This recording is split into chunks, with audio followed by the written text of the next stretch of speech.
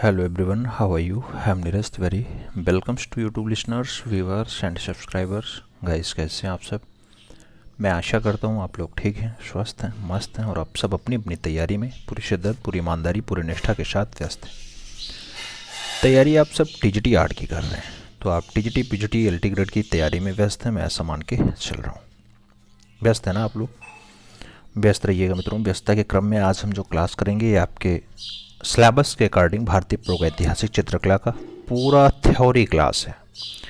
तो प्रागैतिहासिक काल की चित्रकला को समझेंगे बारीकी से और साथ में फुल अभ्यास भी देखेंगे, फुल अभ्यास पेपर भी सॉल्व करेंगे।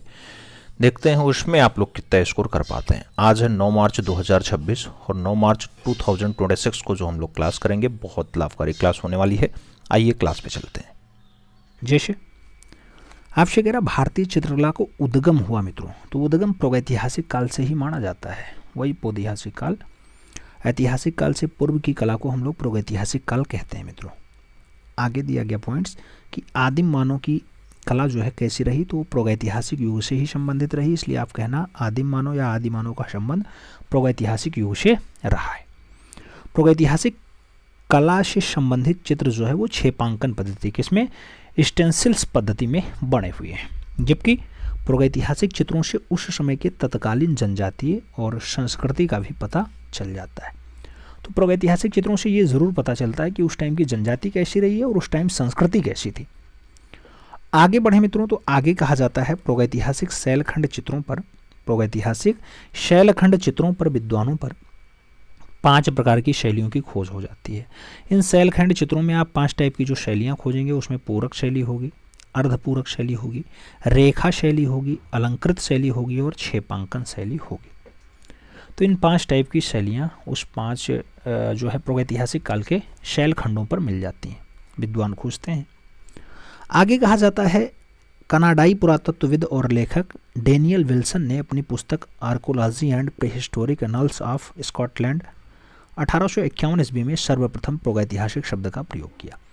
तो आपसे हो सकता है पूछे प्रागैतिहासिक शब्द की यूज़ सबसे पहले किसने किया है, तो आप कहना डेनियल विल्सन ने किया। किस पुस्तक में किया, तो archaeological and prehistoric annuls of Scotland में उन्होंने प्रागैतिहासिक शब्द का प्रयोग किया है। भारतीय प्रागैतिहासिक चित्रकला का इतिहास, ऐसा पुस्तक जो है किसने लिखा मित्रों, तो भारतीय प्रागैतिहासिक चित्रकला का इतिहास अगर हमें पढ़ना है तो डॉक्टर जगदीश गुप्त ने इसी के ऊपर एक पुस्तक लिखी है, उसे आप पढ़ सकते हैं। ये तो प्रागैतिहासिक काल से जुड़े हुए कुछ तथ्य हैं। अब थोड़ा परिभाषा देख लेते हैं, चित्रकला की परिभाषा। तो किसी धरातल पर रंग तथा रेखाओं की सहायता से लंबाई, चौड़ाई, गोलाई, ऊंचाई को अंकित करके किसी रूप का आभास करा देना ही क्या है, ड्राइंग है, यानी चित्रकला है। पृथ्वी पर जीवोत्पत्ति के आधार पर प्रागैतिहासिक मानव का उद्भव जो पूछा जाता है मित्रों, तो आप जानते हैं जीव के विकास को 4 भागों में बांटा गया है। अब यहाँ 4 भाग आ गए मित्रों। इन 4 भागों में से एजोइक युग, इस युग में पृथ्वी पर एक कोष्ठीय जीव आया। फिर पेलोजोइक युग आया, इस युग में जो है अकशेरुकी रूप से विकसित हुआ। फिर मेसोजोइक युग होता है, इस युग में कशेरुकी यानी सरीसृप जीवों का विकास हुआ। फिर सेनोजोइक युग कर देते हैं, इसी युग में स्तनधारी जीवों का विकास हो जाता है। आगे कहा जाए मित्रों, तो कहा जाता है मनुष्य की उत्पत्ति आज से 20 लाख वर्ष पूर्व मानी जाती है। कितनी पुरानी है, तो 20 लाख वर्ष पूर्व मनुष्य पृथ्वी पर आया था। पूर्व पाषाणकालीन मानव पत्थर, हड्डी और लकड़ी के मोटे और भद्दे औजार का हथियार बनाया करते थे और उसका उपयोग दैनिक जीवन में वो किया करते थे। भारत में प्रस्तर युग के औजार की खोज सर्वप्रथम ब्रुशफुट ने मद्रास के समीप पल्लावरम, कहाँ पे, पल्लावरम नामक स्थान पे 1863 ईस्वी में किया था। तो प्रस्तर युग के औजार की खोज ब्रुशफुट ने खोजी, कहाँ पे खोजी, पल्लावरम में खोजी। पल्लावरम कहाँ पड़ता है, मद्रास में पड़ता है। किस सन में खोजी, 1863 में खोजी, यानी 1963 में खोजी। और आगे बढ़े मित्रों, तो कहा जाता है 1865 ईस्वी में HV वाइने ने हैदराबाद में गोदावरी के किनारे पैथॉन नामक स्थान से एक फॉसिल प्राप्त की थी। फॉसिल, एक फॉसिल किसने प्राप्त की, HV वाइने ने प्राप्त की थी। कहाँ से, हैदराबाद से। तो ये चित्रकला की कुछ परिभाषाएं भी हैं जिसे पोलोजोइक, मेसोजोइक, एजोइक और सेनोजोइक में बांटा जाता है। अब थोड़ा सा प्रागैतिहासिक काल के विवरण के बारे में भी देख लें। तो प्रागैतिहासिक चित्रकला को अगर पढ़ना है मित्रों, अध्ययन करना है, तो अध्ययन की दृष्टि से इसे 3 भागों में बांटा जाता है। पहला भाग पूर्व पाषाण काल होता है, जिसे मेगालिथिक एज कहते हैं। ये 30,000 ईसा पूर्व से 25,000 ईसा पूर्व का होता है। पूर्व पाषाण कालीन मानव प्रकृति निर्मित गुफाओं में रहा करता था मित्रों। पूर्व पाषाण का मानव पत्थर, हड्डी और लकड़ी के मोटे और भद्दे औजार के साथ साथ हथियार बनाया करता था। प्रस्तर युग के औजार जो है शोवा, नर्मदा और साबरमती नदी की घाटियों से भी मिले हैं। और शोवा, नर्मदा और साबरमती नदी के घाटियों के वहाँ भी आपको ऐसे औजार देखने को मिल गए हैं। भूगर्भ शास्त्रियों के अनुसार दक्षिण भारत का क्षेत्र सबसे प्राचीन माना जाता है। दक्षिण भारत वाला सबसे पुराना बताया जाता है। पूर्व पाषाण युग का मानव दक्षिणी भारत के चेन्नई के पास अंगोला, चिंगलेपुत और उसके साथ कुडप्पा क्षेत्र में सीमित रहा है। जबकि पूर्व पाषाण काल के मानव को क्वार्टिजाइट मानव के रूप में भी बुलाया जाता था, यानी पुकारा जाता था। मानव द्वारा बनाया गया प्रथम औजार क्या रहा मित्रों? तो आपसे परीक्षा में पूछा जाता है मानव ने सबसे पहले क्या बनाया? तो मानव ने कुल्हाड़ी सबसे पहले बनाया। और क्वार्टिजाइट यंत्र यानी मद्रास के गंटूर जिले के अंगोला और कुडप्पा नामक स्थानों से आपके क्वार्टिजाइट यंत्र भी मिल जाते हैं। मानव सर्वप्रथम धरती पर प्लास्टोसेसिन यानी अत्यंत न्यूनतम युग के आरंभ में जो है अफ्रीका में आ जाता है। और पूर्व पाषाण युग के गोल पत्थरों से बने उपकरण सोहन नदी घाटी यानी वर्तमान में पाकिस्तान में आपको पूर्व पाषाण काल के गोल पत्थरों से बने उपकरण देखने को मिल जाते हैं। पूर्व पाषाण काल मानव जो है वो आखेटक और खाद्य संग्राहक रहा मित्रों। तो वो आखेट भी करता रहा और खाद्य पदार्थों को भी एकत्रित करते हुए आगे बढ़ता रहा। पूर्व पाषाण कालीन हड्डी से निर्मित मातृ देवी की प्रतिमा, क्या मातृ देवी की प्रतिमा बेलन नदी घाटी से मिली है और किस काल की है? तो ये पूर्व पाषाण काल की है। वही पूर्व पाषाण काल जिसे आप 30,000 ईसा पूर्व से 25,000 ईसा पूर्व का मानते हैं। सर्वप्रथम अग्नि का आविष्कार पूर्व पाषाण काल से ही हुआ है मित्रों। और सर्वप्रथम पिथिकेन्सोपस और उसके साथ पिकेनेंसियस मानव ने अग्नि के प्रयोग का आविष्कार भी किया है। महाराष्ट्र के बोरी नामक स्थान पर खुदाई में मिले अवशेषों के आधार पर मानव की अस्थियां 14 लाख वर्ष पहले की बताई जाती हैं। तो मानव की अस्तित्व जो है महाराष्ट्र के बोरी वाले स्थान से जब देखा जाता है तो 14 लाख वर्ष पुराना बताया जाता है। वैसे आप मनुष्य की उत्पत्ति 20 लाख वर्ष के आसपास मानते हैं। हर टाइप का डाटा आता है, उसी अनुसार पढ़ना होता है। अब आगे बात करेंगे तो मध्य पाषाण काल की बात होगी मित्रों। मेसोलिथिक एज की बात होगी। यहाँ 25,000 ईसा पूर्व से 10,000 ईसा पूर्व का दृश्य मिलेगा। और पूर्व पाषाण काल और नव पाषाण काल के मध्य के संक्रमण काल को मध्य पाषाण काल कहा जाता है मित्रों। मध्य पाषाण काल का समय पुरातन प्रस्तर युग के बर्बर जीवन और नव प्रस्तर युग के समय में संधि काल वाला समय जाना जाता है।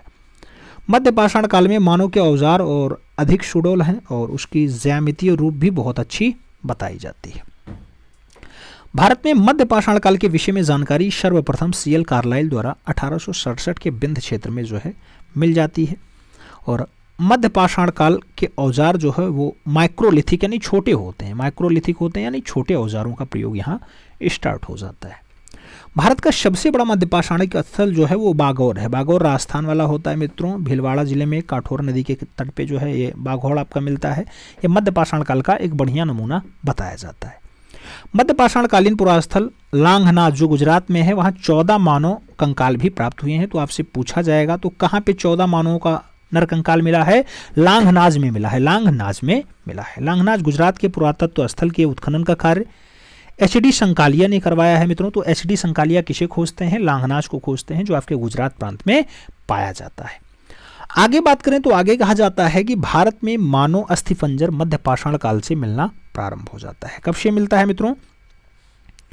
तो भारत में मानव अस्थिपंजर मध्य पाषाण काल से मिलना स्टार्ट हो जाता है। और पशुपालन का प्राचीनतम साक्ष्य जो है वो मध्य प्रदेश में आदमगढ़ और राजस्थान के बाघौर से प्राप्त होता है। मानव के अस्थिपंजर का पहला अवशेष जो है वो प्रतापगढ़ उत्तर प्रदेश के सरायनाहर और महादहा से प्राप्त होता है। तो महादहा और सरायनाहर से जो है अस्थिपंजर मिल जाते हैं मानव के। ये सब जो शब्दावलियां हैं, ये सब जो साक्ष्य मिले हैं, ये आपके मध्य पाषाण काल के होते हैं। अब आगे बढ़ें और उत्तर पाषाण काल या नव पाषाण काल की बात करते हैं। तो उत्तर पाषाण काल या नव पाषाण काल आपका 10,000 ईसा पूर्व से लेकर के और 3,000 ईसा पूर्व का होता है। भारत में नव पाषाण काल से संबंधित पुरातात्विक खोज डॉक्टर प्राइम रोज के द्वारा प्रारंभ की गई थी। और भारतीय उपमहाद्वीप में नव पाषाण कालीन सबसे प्राचीन जो वस्ती है मित्रों वो मेहरगढ़ है। मेहरगढ़ पाकिस्तान के बलूच प्रांत में प्राप्त होती है। नवपाषाणकालीन मानव घर्षित पालिशदार पत्थरों के बने हथियारों का प्रयोग किया करता था और नवपाषाणकालीन हथियारों में सर्वाधिक प्रयोग जो है वो पत्थर की कुल्हाड़ी का हुआ है। किसका हुआ है? पत्थर की कुल्हाड़ी का हुआ है। आगे बात करें मित्रों तो आगे कहा जाता है नवपाषाण काल में मानव सर्वप्रथम अस्थायी रूप से बसना प्रारंभ कर देता है, यानी मानव अस्थायी रूप से रुकना स्टार्ट कर देता है, एक जगह बसना स्टार्ट कर देता है। और नवपाषाण युग प्राचीन वस्ती मेहरगढ़ से भी प्राप्त हुई है। उत्तर भारतीय नवपाषाण संस्कृति के अंतर्गत अनेक गर्तावास मिले जिसे गड्ढा घर कहा जाता है। बुर्ज होम और गुफलकार भी प्राप्त हुए हैं। तो ये सब आपके नवपाषाण के एक बढ़िया नमूने बताए जाते हैं। पहिए का आविष्कार अगर पूछा जाए तो पहिए का आविष्कार भी नवपाषाण काल की देन है। और बुज्रहोम में कब्रों में पालतू कुत्तों का जो शवदाह बनाया जाता है मित्रों, वो मालिक के साथ पालतू कुत्तों को भी दफन किया जाता है। ऐसा साक्ष्य बुर्जहोम में मिला है। मानव ने कृषि कार्य की शुरुआत नवपाषाण काल से की है। मानव ने कृषि कार्य की शुरुआत नवपाषाण काल से शुरू कर दी है। और कृषि के लिए अपनाई गई सबसे प्राचीन फसल जो बताई जाती है वो गेहूं और जौ बताई जाती है। जबकि इलाहाबाद का कुलवा डिहवा, जहां से चावल का सबसे पुराना साक्ष्य मिला है मित्रों, आपसे पूछा जाएगा कोल डिहवा किसके लिए फेमस है, तो कोल डिहवा जो है इलाहाबाद के पास स्थित है और चावल का सबसे पुराना साक्ष्य यहीं से मिला है। नवपाषाण कालीन मानव का प्रमुख केंद्र जो है वो बेल्लारी रहा है मित्रों। और नवपाषाण कालीन मानव बस्तियों में रहना आरंभ करता है।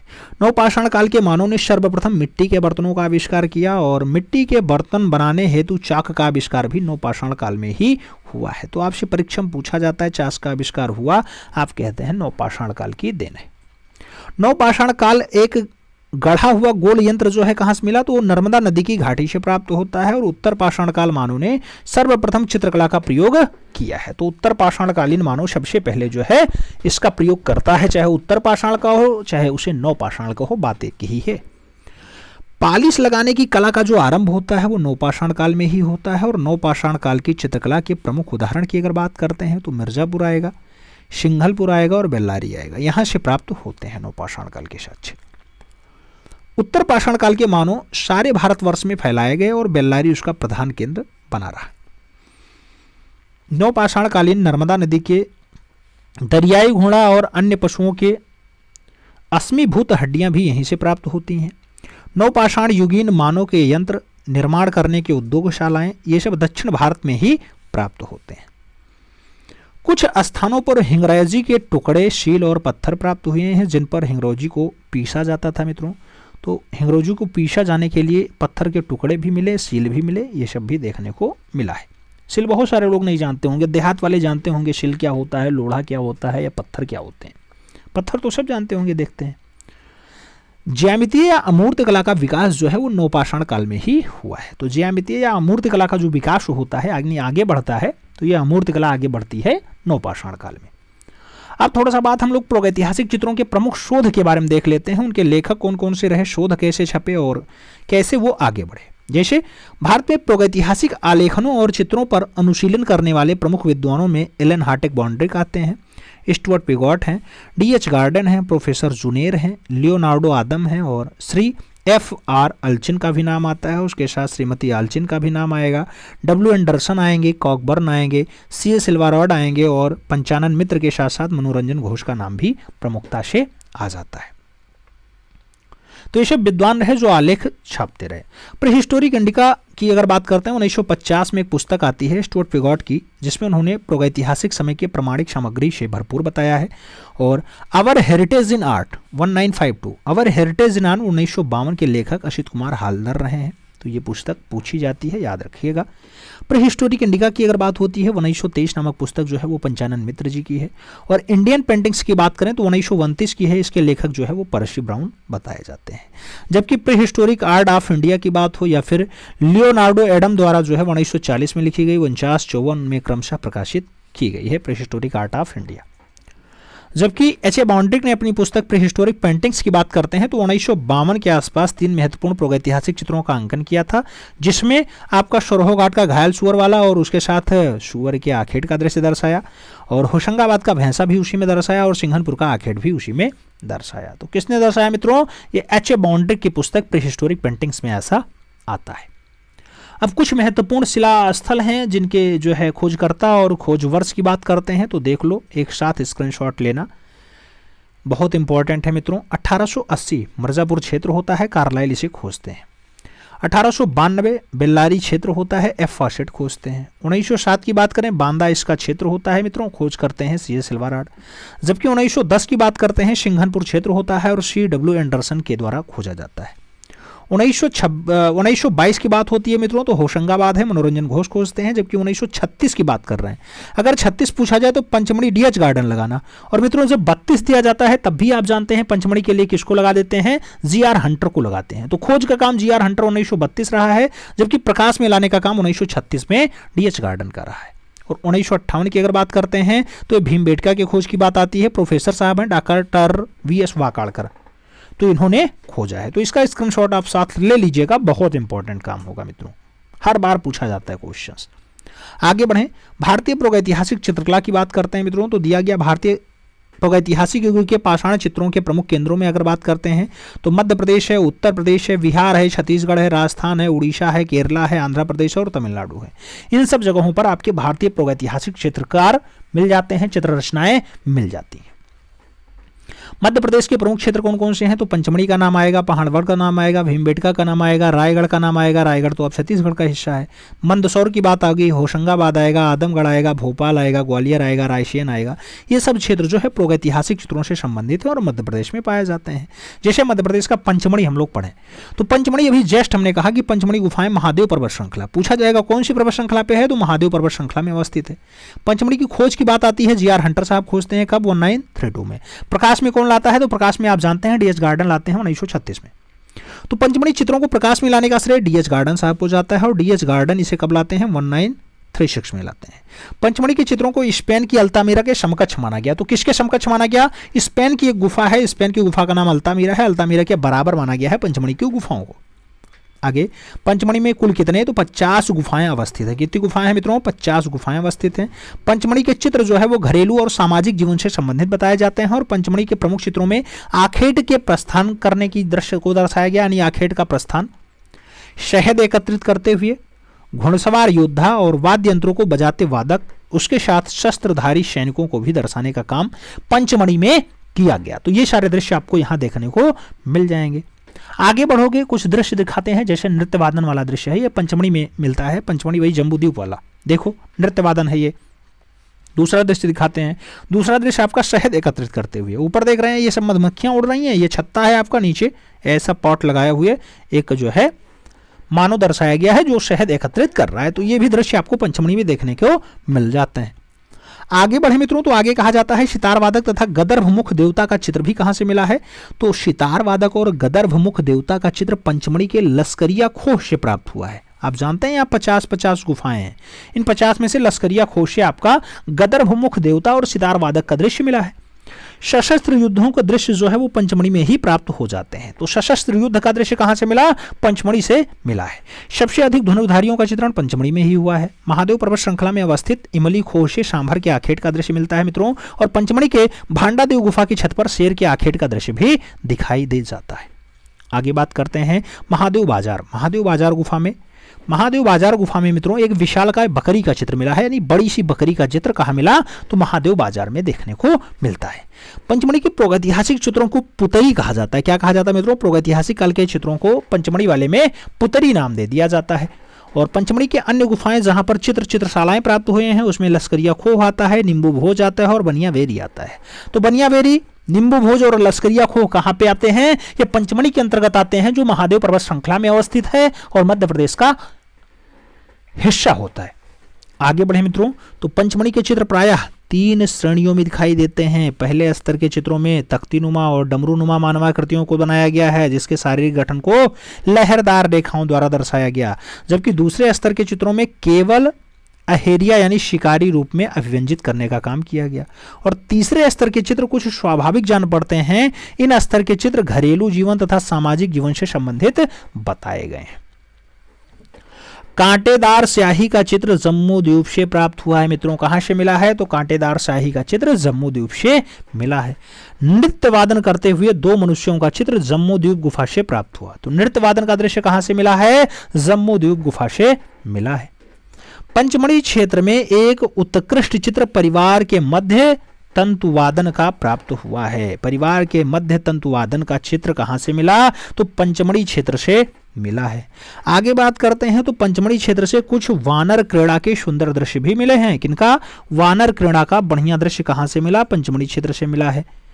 बनियाबेरी क्षेत्र जो है वो पंचमढ़ी के सफेद पूरक शैली में बना एक चित्र मिल गया है, जिसमें वानर समूह के साथ साथ मधुमक्खी का छत्ता बनाया गया है। क्या बनाया गया? मधुमक्खी का छत्ता भी बनाया गया है। पंचमढ़ी क्षेत्र के मांटे रोजा से शहद एकत्रित करते हुए मनुष्य का दृश्य चित्रित किया गया, जो पारिवारिक जीवन का चित्रण किया गया है मित्रों। अभी आपने देखा था पंचमढ़ी का शहद एकत्रित करने वाला चित्र, तो ये मोंटे रोजा से मिला है मित्रों। मोंटे रोजा से मिला है, जो पंचमढ़ी क्षेत्र के अंतर्गत आता है। और आगे बढ़ें, आगे कहा जाता है स्वास्तिक पूजा का श्रेष्ठ चित्र बनियाबेरी से मिला है। कहां से मिला मित्रों? तो स्वास्तिक पूजा का बढ़िया वाला चित्र जो है वो बनियाबेरी से मिला। बनियाबेरी भी पंचमढ़ी क्षेत्र के अंतर्गत ही आता है। और अश्वरूढ़ और महिषारूढ़ सैनिकों के युद्ध का चित्र कहां से मिला? तो बोरी गुफा से मिला है। बोरी गुफा भी पंचमढ़ी के अंतर्गत ही आती है। तो अश्वारूढ़ और महिषारूढ़ सैनिकों का युद्ध कहां दर्शाया गया? तो आपके बोरी गुफा में दर्शाया गया, जो पंचमढ़ी के अंतर्गत ही आता है। भारत में सबसे ज्यादा चित्र मध्य प्रदेश के पंचमढ़ी से ही प्राप्त हुए हैं। तो सबसे ज्यादा प्रागैतिहासिक चित्र पंचमढ़ी से ही मिले हैं, याद रखिएगा। और प्रागैतिहासिक पुस्तक the rock paintings of Mahadev hills के लेखक कौन है? तो D.H. गार्डन साहब हैं, rock paintings of Mahadev hills के लेखक। आगे बढ़े मित्रों, पहाड़गढ़ की बात करेंगे। पहाड़गढ़ ग्वालियर से 150 किलोमीटर दूर मोरेना जिले में पहाड़गढ़ के निकट आसान नदी के तट पर एक घाटी में लगभग 10,000 ईसा पूर्व से लेकर के 100 वर्ष पूर्व के मध्य की गुफाएं और शिलाचित्र देखने को मिल जाते हैं। 1500 वर्ग में फैली ये गुफाएं मधुमक्खियों के छत्तों से भरी हुई हैं। यहाँ पर मानवाकृतियां घोड़े, हाथी पर सवार और तीरों के साथ साथ भाले और धनुषें से युक्त दर्शाए गए, यानी धनुष लिए हैं, तीर लिए हैं, भाला लिए हैं, हाथी पर बैठे हुए हैं और मानवाकृतियां घोड़ा भी यहाँ दर्शाया गया है। यहाँ पर डीपीएस दाराकेश ने उच्च पुरापाषाणकालीन प्रागैतिहासिक चित्रों की खोज की है। तो किसने खोजा है? डीपीएस दाराकेश ने खोजा है। स्थान कौन सा है? आप जानते हैं, स्थान आपका पहाड़गढ़ है, ग्वालियर के पास है। अगला नाम भीमबेटका का आएगा, बहुत प्रमुख है आपकी परीक्षा के लिए। भीमबेटका गुफा की खोज 1958 में उज्जैन विश्वविद्यालय के प्रोफेसर डॉक्टर वाकाड़कर साहब ने खोजा है। ये गुफाएं मध्य प्रदेश की राजधानी भोपाल से 60 किलोमीटर दक्षिण में भीमबेटका नामक पहाड़ी पर स्थित हो जाती हैं। भीमबेटका होशंगाबाद से भोपाल की ओर जाने वाली रेल लाइन, क्या रेलवे लाइन से बरखेड़ा और उबेदुल्लागंज रेलवे स्टेशन के मध्य बताई जाती है। मियाँ परशुपुर जो भीमपुरा नामक आदिवासी गांव है, उससे 2 किलोमीटर दूरी पर भीमबेटका भी आपकी बताई जाती है। भीमबेटका गुफाओं का समय 30,000 ईसा पूर्व से 10,000 ईसा पूर्व का बताया जाता है। भीमबेटका का विस्तृत क्षेत्र जो है वो 10 किलोमीटर वर्ग में फैला हुआ है, यानी 10 किलोमीटर के एरिया में पूर्व पश्चिम उत्तर दक्षिण वो आएगा। और भीमबेटका पहाड़ी की जो लंबाई है मित्रों, आपसे पूछा जाएगा भीमबेटका क्या है, तो आप कहते हैं पहाड़ी है। तो भीमबेटका पहाड़ी की लंबाई लगभग 600 प्राचीन गुफाएं मिल जाती हैं। इसमें से 275 गुफाओं में चित्र के अवशेष भी मिल जाते हैं। और यहीं पर चित्रों के 2 स्तर मिलते हैं, एक तो 8,000 ईसा पूर्व से है और दूसरा 1500 ईसा पूर्व के हैं। तो 8,000 ईसा पूर्व से 1500 ईसा पूर्व के दृश्य आपको यहां पर देखने को मिल जाते हैं। एक दृश्य हम दिखाते हैं, शिकार नृत्य। मित्रों ये शिकार नृत्य दृश्य आपका जो है भीमबेटका से मिला है, अच्छे से देख लो। ऊपर आपके ये क्या दर्शाए गए? शिकारी दर्शाए गए। नीचे एक बड़ा सा माहिश टाइप का दृश्य दर्शाया गया, जिसका शिकार ये लोग करना चाहते हैं। तो ये शिकार नृत्य वाला दृश्य है मित्रों, देख लो, भीमबेटका से मिला है। पहले स्तर के चित्रों की अगर बात करते हैं तो इस स्तर के चित्रों में शिकार नृत्य, हिरण, बारासिंगा, सुअर, रीछ, जंगली भैंसा, घोड़ा, हाथी और अस्त्रधारी घुड़सवार दर्शाए गए पहले स्तर में। जबकि दूसरे स्तर के चित्र में, इस स्तर के चित्रों में मानवों को जानवरों के साथ अंतरंग मित्र के रूप में दिखाया गया है। यहाँ पर आखेटक है, कृषक हैं, ग्वाले हैं, ये सब भी चित्रित किए गए हैं। ये सारी बातें भीमबेटका के लिए हो रही हैं, जिसका खोज उज्जैन के प्रोफेसर साहब यानी वाकाड़कर साहब किए हैं। भीमबेटका मध्य प्रदेश के रायसेन जिले में स्थित है मित्रों। और रायसेन आप जानते हैं, रायसेन मध्य प्रदेश का ही हिस्सा है। भीमबेटका एक पहाड़ी होती है। भीमबेटका को जू रॉक शेल्टर भी कहा जाता है। भीमबेटका से प्राप्त होने वाले शैल चित्र दीवार और छतों पर आपको दृश्य देखने को मिलेंगे मित्रों। भीमबेटका की गुहा चित्रों में सबसे अधिक लाल रंग कौन सा, गेरुआ रंग का प्रयोग किया गया है। भीमबेटका की शिला उत्कीर्ण चित्रकारी में मेसोलिथिक पाषाण काल की अवधि की बताई जाती है। कैसी है, मेसोलिथिक एज की है। और भारत में मध्य पाषाणकालीन चित्र जो है वो सर्वप्रथम भीमबेटका से ही देखने को मिल जाते हैं। वीरेंद्रनाथ मिश्र ने धर्म युग साप्ताहिक पत्रिका में भीमबेटका की गुफाओं का रहस्य चित्र और उसके साथ शीर्षक से भीमबेटका पर सचित्र लेख भी प्रकाशित किया था। भीमबेटका की गुफाओं का रहस्य इस नाम से कौन सी पत्रिका में, धर्म युग में छापा था। किसने छापा था, वीरेंद्रनाथ मिश्र ने। भीमबेटका में प्रयुक्त रंगों में ज्यादातर लाल, पीला और सफेद के साथ हरे रंगों का प्रयोग हुआ है। तो लाल, पीला, सफेद, हरा रंग कहाँ प्रयोग किया गया, भीमबेटका में ज्यादा देखने को मिलता है। भीमबेटका क्षेत्र की अन्य गुफाओं की अगर बात करते हैं तो जैसे आएगा नाम गणेश घाटी, जावरा, लाड़ावाई, कंटोरिया, फिंगरी गुफा, इन सभी क्षेत्रों में महत्वपूर्ण दृश्य आपको देखने को मिल जाएंगे जो भीमबेटका के अंतर्गत ही आते हैं। गणेश घाटी में पाया जाने वाला सबसे सुंदर दृश्य है वो युद्ध का दृश्य है, जिसमें चारों तरफ से अनेक तीरों को चलाते हुए दर्शाया गया। यही है आपका युद्ध का दृश्य, गणेश घाटी से मिला है। जावरा में देश का सबसे विशाल प्रागैतिहासिक चित्र गेरुए रंग से बनाया गया जो जंगली भैंसा है मित्रों। जंगली भैंसा 3.5 मीटर लंबा बताया जाता है जो जावरा से मिला है। जो आपका जावरा कहाँ पे आता है मित्रों, जावरा आपके भीमबेटका के अंतर्गत आता है। प्रागैतिहासिक गुफा लांगड़ाबाई से दुल्हा दुल्हन का चित्र मिला है। लांगड़ाबाई से क्या मिला, दुल्हा और दुल्हन का चित्र मिला है। और कंटोरिया और फिंगरी से गर्भवती महिलाओं का चित्र भी मिला है। कंटोरिया और फिरंगी ये किसके अंतर्गत आते हैं, भीमबेटका के अंतर्गत आते हैं। वहां से गर्भवती महिलाओं का दृश्य भी दर्शाया गया। भीमबेटका को 2003 में यूनेस्को द्वारा विश्व धरोहर स्थल के रूप में भी घोषित किया गया।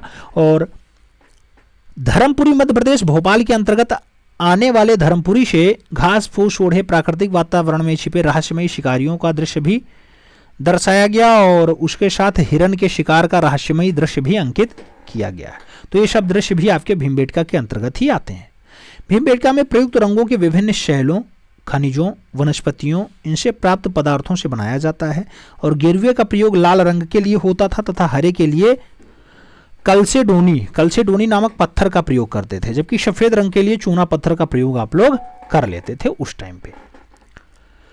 भीमबेटका के बाद मित्रों हम बात करेंगे रायगढ़ की। रायगढ़ छत्तीसगढ़ का हिस्सा होता है मित्रों। रायगढ़ यह छत्तीसगढ़ का प्रमुख जनपद है। यहाँ पर भी प्रागैतिहासिक चित्र प्रचुर मात्रा में देखने को मिल जाते हैं। रायगढ़ क्षेत्र के प्रमुख शैलाश्रयों की अगर बात करते हैं तो बौतालदा है, कबरा पहाड़ है, सिंघनपुर है, नवागढ़ है और कर्मागढ़ है, खैरपुर है, खरसिया है। ये सब आपका रायगढ़ का हिस्सा हो जाता है। बैतालदा की अगर बात करते हैं, इस विशाल गुफा में हिरन, छिपकली, जंगली भैंसा का अंकन मिलता है। तो आपका हिरन, छिपकली और जंगली भैंसा कहाँ मिलता है, बैतालदा में। ऐसा दृश्य प्रागैतिहासिक काल का देखने को मिल जाता है। जबकि कबरा पहाड़ की अगर बात करते हैं तो कबरा पहाड़ यहाँ के चित्रों की खोज 1931 में अमरनाथ दत्त ने की थी। यहाँ के दृश्य में चीते के भयभीत आखेट को दर्शाया गया है। और सिंघनपुर की बात करें, वर्तमान छत्तीसगढ़ में है। तो रायगढ़ क्षेत्र के अंतर्गत माठ नदी के पूर्वी ओर स्थित सिंघनपुर के चित्रों की जो खोज है वो 1910 में डब्ल्यू एंडरसन के द्वारा की जाती है। 1913 में अमरनाथ दत्त और 1917 में पर्सी ब्राउन ने यहाँ पर कार्य भी किया है। सिंघनपुर में 50 चित्र जो है 50 चित्रित शैलाश्रय और गुफाएं मिल जाती हैं। आखेट का दृश्य जिसमें तीरों से बुरी तरह बांधा भैंसा दम तोड़ रहा है, यह दृश्य सिंघनपुर का सबसे उत्कृष्ट चित्र बताया जाता है। कौन सा, तीरों से बुरी तरह विधा भैंसा जो है तीरों से बिल्कुल इधर से उधर तीर आर पार कर दिए हैं और भैंसा मर रहा है, ऐसा दर्शाया गया। ये सबसे बढ़िया चित्र बताया जाता है, उत्कृष्ट चित्र बताया जाता है। यहाँ के गुफा द्वार पे असंयत कंगारू का चित्रण भी हुआ है। असंयत कंगारू का चित्रण कहाँ देखने को मिलता है, तो आप सिंघनपुर में देखने को पा जाएंगे। सिंघनपुर की एक लंबी सुरंगनुमा गुफा जिसमें पशुओं का बहुतायत अंकन किया गया है, जैसे घोड़ा है, बारहसिंघा है, हिरण है, भैंसा है, सांड है, सूंड उठाए हाथी है और इसके साथ खरगोश हैं। इन सभी को भी दर्शाया गया है। यहीं पर एक गुफा का दीवार पर जंगली सांड को पकड़ते हुए बर्छी से छिदते हुए आखेटकों का मनोरम चित्रण किया गया है। और रायगढ़ क्षेत्र के अनेकों चित्र छेपांकन पद्धति में बने हुए बताए जाते हैं, जिसे इतिहासकार गार्डन ने पर्याप्त पारवर्ती माना है। रायगढ़ क्षेत्र से जादू, टोना टोटका आदि के चलन से संबंधित प्रतीक चिन्हों को भी पाया गया है। और मंदसौर की अगर बात करते हैं तो मंदसौर क्या है मित्रों? मंदसौर मध्य प्रदेश के अंतर्गत आता है। मंदसौर जिला के मोरी नामक स्थान पे कुछ प्रागैतिहासिक चित्र भी मिले हैं। यहाँ पर कुल 30 पहाड़ियाँ खोए हैं यानी गुहाएं हैं। और मोरी नामक स्थान से अष्टदल के साथ साथ कमल के साथ स्वास्तिक, चक्र, शौर्य, सरबोतोभद्र, पीपल की पत्तियों का प्रतीकात्मक चित्र, ये सब देखने को मिल जाता है मोरी वाले स्थान से। यहाँ पर देहाती भांस से बनाई गाड़ियाँ भी मिल जाती हैं। तो देहाती भांस से बनाई गई गाड़ियाँ कहाँ मिली? मोरी से मिली यानी मंदसौर में मिली हैं। नृत्य रत मानो हो, पशुओं को हाँकते हुए ग्वाले हों या फिर पशु आदि का चित्रण मोरी नामक स्थान पे बढ़िया से मिला है। तो ये सब दृश्य आपका मंदसौर मोरी वाला हो जाता है जो मध्य प्रदेश के अंतर्गत आता है।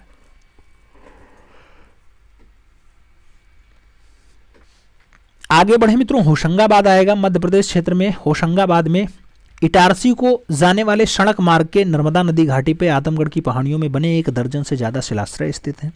होशंगाबाद के प्रागैतिहासिक चित्रों को खोजने का श्रेय 1922 ईस्वी में मनोरंजन घोष को जाता है। होशंगाबाद के प्रमुख चित्रों की अगर बात करते हैं तो जंगली भैंसा है मित्रों, घोड़ा है, हाथी है, घायल भैंसा है, अस्त्रधारी है, घुड़सवार है, जिराफ समूह है, 4 धनुर्धारी है। ये सब दृश्य जो बना है ये आपके होशंगाबाद में देखने को मिलता है। यहाँ के चित्र छेपांकन पद्धति में बनाए गए हैं। होशंगाबाद वाले चित्र छेपांकन पद्धति में है और यहाँ 10 फीट लंबा और 6 फीट चौड़ा एक विशालकाय माहिष का चित्र अंकित है जो दोहरी रेखाओं के द्वारा निर्मित है। तो महामाहिष का दृश्य कहाँ पे मिला है? आपके होशंगाबाद से मिला है। वन देवी का चित्र भी कहाँ से मिला मित्रों? तो वन देवी का चित्र भी आपके होशंगाबाद से देखने को मिल जाता है। आदमगढ़ की हम बात करते हैं तो आदमगढ़ की एक गुफा में एक हाथी पर चढ़े आखेटकों को जंगली भैंसों के आखेट करते हुए चित्रित करने का काम किया गया है। छलांग लगाते 12 सिंघी का एक उत्कृष्ट चित्र प्राप्त हुआ है जिसमें गहरी पृष्ठभूमि पर पीली रेखाओं में उकेरा गया है। एक विशाल मोर का अंकन आदमगढ़ क्षेत्र में हुआ है। भोपाल क्षेत्र में धर्मपुरी गुहा मंदिर के साथ साथ सिमलीरा, बरखेड़ा, सांची, उदयगिरी आदि से आदिम चित्रकला का उदाहरण देखने को मिल जाता है। तो ये सारी बातें आपके मध्य प्रदेश के लिए हुई हैं। मध्य प्रदेश के प्रागैतिहासिक स्थल के बाद हम लोग उत्तर प्रदेश के प्रमुख प्रागैतिहासिक क्षेत्रों की बात करेंगे। तो मिर्जापुर, मानिकपुर, चित्रकूट आदि स्थलों से प्रागैतिहासिक चित्र पाए जाते हैं। मिर्जापुर की बात करें तो भारत में प्रागैतिहासिक चित्र उत्तर प्रदेश के मिर्जापुर जिले से प्राप्त हुए हैं। मिर्जापुर के सन 1911 ईस्वी में गजेटियर में 5वें अध्याय के अंतर्गत इतिहास का परिचय देते हुए D.L. ड्रेक ने वहां की चित्रमयी गुफाओं में सर्व प्राचीन मानव निवास स्थल बताने का काम किया है। भारतवर्ष में शिला चित्रों की ओर सर्वप्रथम ध्यान आकृष्ट कराने वाले का श्रेय जो जाता है वो आर्चिबाल्ड कार्लाइल का जाता है, उसके बाद जॉन कॉकबर्न को जाता है। इसीलिए 1880 में कैमूर की पर्वत श्रेणियों में अलग अलग परिचय दिया जो मिर्जापुर के निकट बिंद क्षेत्र में स्थित हो जाती हैं। मिर्जापुर क्षेत्र के कैमूर की पहाड़ियों पर भारतीय शिला चित्र बने हुए मिलते हैं और मिर्जापुर में कुल 100 गुफाओं में प्रागैतिहासिक चित्र प्राप्त होते हैं। कोहबर, विजयगढ़, सोहरी रौंप, शोरियो घाट, भिलडरिया, लिखुनिया, कोंडाकोट, घोड़ मागर और उसके साथ खोडहवा आदि मिर्जापुर से संबंधित प्रागैतिहासिक स्थल होते हैं। मिर्जापुर के मोहरा पथरी, बागा पथरी और सहवाइया पथरी नामक पहाड़ियों में भी आदिम चित्रों के उदाहरण देखने को मिल जाते हैं। मिर्जापुर की गुफाओं में सर्वाधिक चित्र आखेट विषय पर बने हुए बताए जाते हैं और इस क्षेत्र के शिला चित्रों में सुअर के साथ साथ गैंडा, हिरन सांभर, 12 सिंघा आदि का चित्रांकन अपेक्षाकृत अधिक यथार्थ और स्वाभाविक ढंग से बनाया गया है।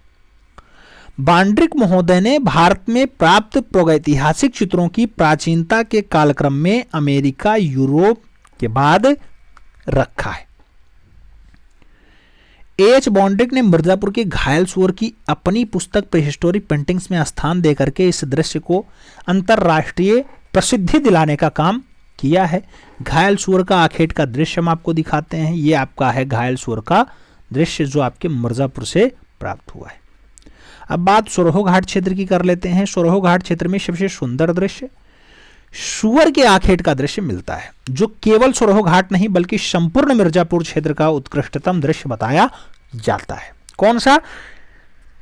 सुअर के आखेट का दृश्य। गिरवी से बना इस दृश्य का चित्रण अति यथार्थवादी, स्वाभाविक और मार्मिक ढंग से हुआ है। इस दृश्य में घायल सुअर का मुख अर्धखुला रह गया है, जो उसे असहनीय पीड़ा को दर्शा रहा है। सरोह घाट से प्राप्त कुछ अन्य चित्रों में बात करें तो स्याही के आखेट का है, हाथ के आखेट का है, छापे की मानवाकृतियों की बात हो रही है, ये सब आपके सरोह घाट से मिला है। लिखुनिया की बात करते हैं तो यह दरी एक छोटी सी पहाड़ी पर गरई नदी के किनारे स्थित है। गरई नदी के किनारे लिखुनिया आपकी पाई जाती है। और लिखुनिया की बात करें तो हाथी के शिकार का दृश्य लिखुनिया में बनाया गया। आप देखो इधर हाथी दिखाई दे रही है, ये वाली हाथी दिखाई दे रही है, इसका शिकार का दृश्य दर्शाया गया है। यह आपके लिखुनिया में ही है। यहां से प्राप्त प्रमुख चित्रों में नृत्य वादन का दृश्य आता है। नृत्य वादन में मस्त व्यक्तियों का समूह आ जाता है। घुड़सवार पालतू हथनी की मदद से जंगली हाथी को पकड़ते हुए दर्शाया गया, ये वाला दृश्य आ जाता है। तो ये सब आपके लिखुनिया के बेल्ट में आ जाते हैं। आगे बढ़ें तो मानिकपुर वाला बेल्ट आएगा। मानिकपुर क्षेत्र बांदा जिले के अंतर्गत आता है और मानिकपुर क्षेत्र में प्रागैतिहासिक स्थल सरहाट हैं, करपरिया हैं और करियाकुंड हैं। तो करियाकुंड, करपरिया और सरहाट कहाँ के क्षेत्र हैं? मानिकपुर वाले के क्षेत्र हैं, बांदा जिले में पाया जाता है। सरहाट नामक स्थान से 3 अश्वों को गेरुए रंग में ओजपूर्ण ढंग से दर्शाया गया है, मिला है। सरहाट से ही एक स्थान से सुसज्जित द्वार पर एक चोंचदार पुरुष बैठाया गया है, ऐसा बनाया गया जिसमें यह अनुमान लगाया जा रहा है कि हो सकता है यह कोई तंत्र मंत्रशाला रही होगी, तंत्र मंत्रशाला रही होगी सरोह घाट वाले में या सरहाट वाले में। कुरियाकुंड में 12 सिंहा का पीछा करते हुए धनुर्धारियों का अंकन है। तो कुरियाकुंड में 12 सिंहा का पीछा करते हुए धनुर्धारी का अंकन किया गया है। घोड़मागर मिर्जापुर क्षेत्र के गैंडे के शिकार के अंकन के लिए जाना जाता है, जो गेरुए रंग से बनाया गया और पूरक शैली में बनाया गया घोड़मागर का गैंडे के शिकार वाला दृश्य। तो गैंडे के शिकार वाला दृश्य बहुत फेमस दृश्य होता है मित्रों। आप देखना, आपको दृश्य दर्शाते हैं गैंडे का शिकार। ये दृश्य आपका गैंडे का शिकार वाला है। बीच में गैंडा खड़ा हुआ है, इधर शिकार करने के लिए सब खड़े हुए हैं। महानुभाव लोग अपना बरछी, तलवार और फरसा लेकर के अपना काम कर रहे हैं। मिर्जापुर क्षेत्र का प्रागैतिहासिक स्थल बिडम्ब वर्तमान में पर्यटन स्थल के रूप में ख्याति प्राप्त है। कौन सा? बिडम्ब।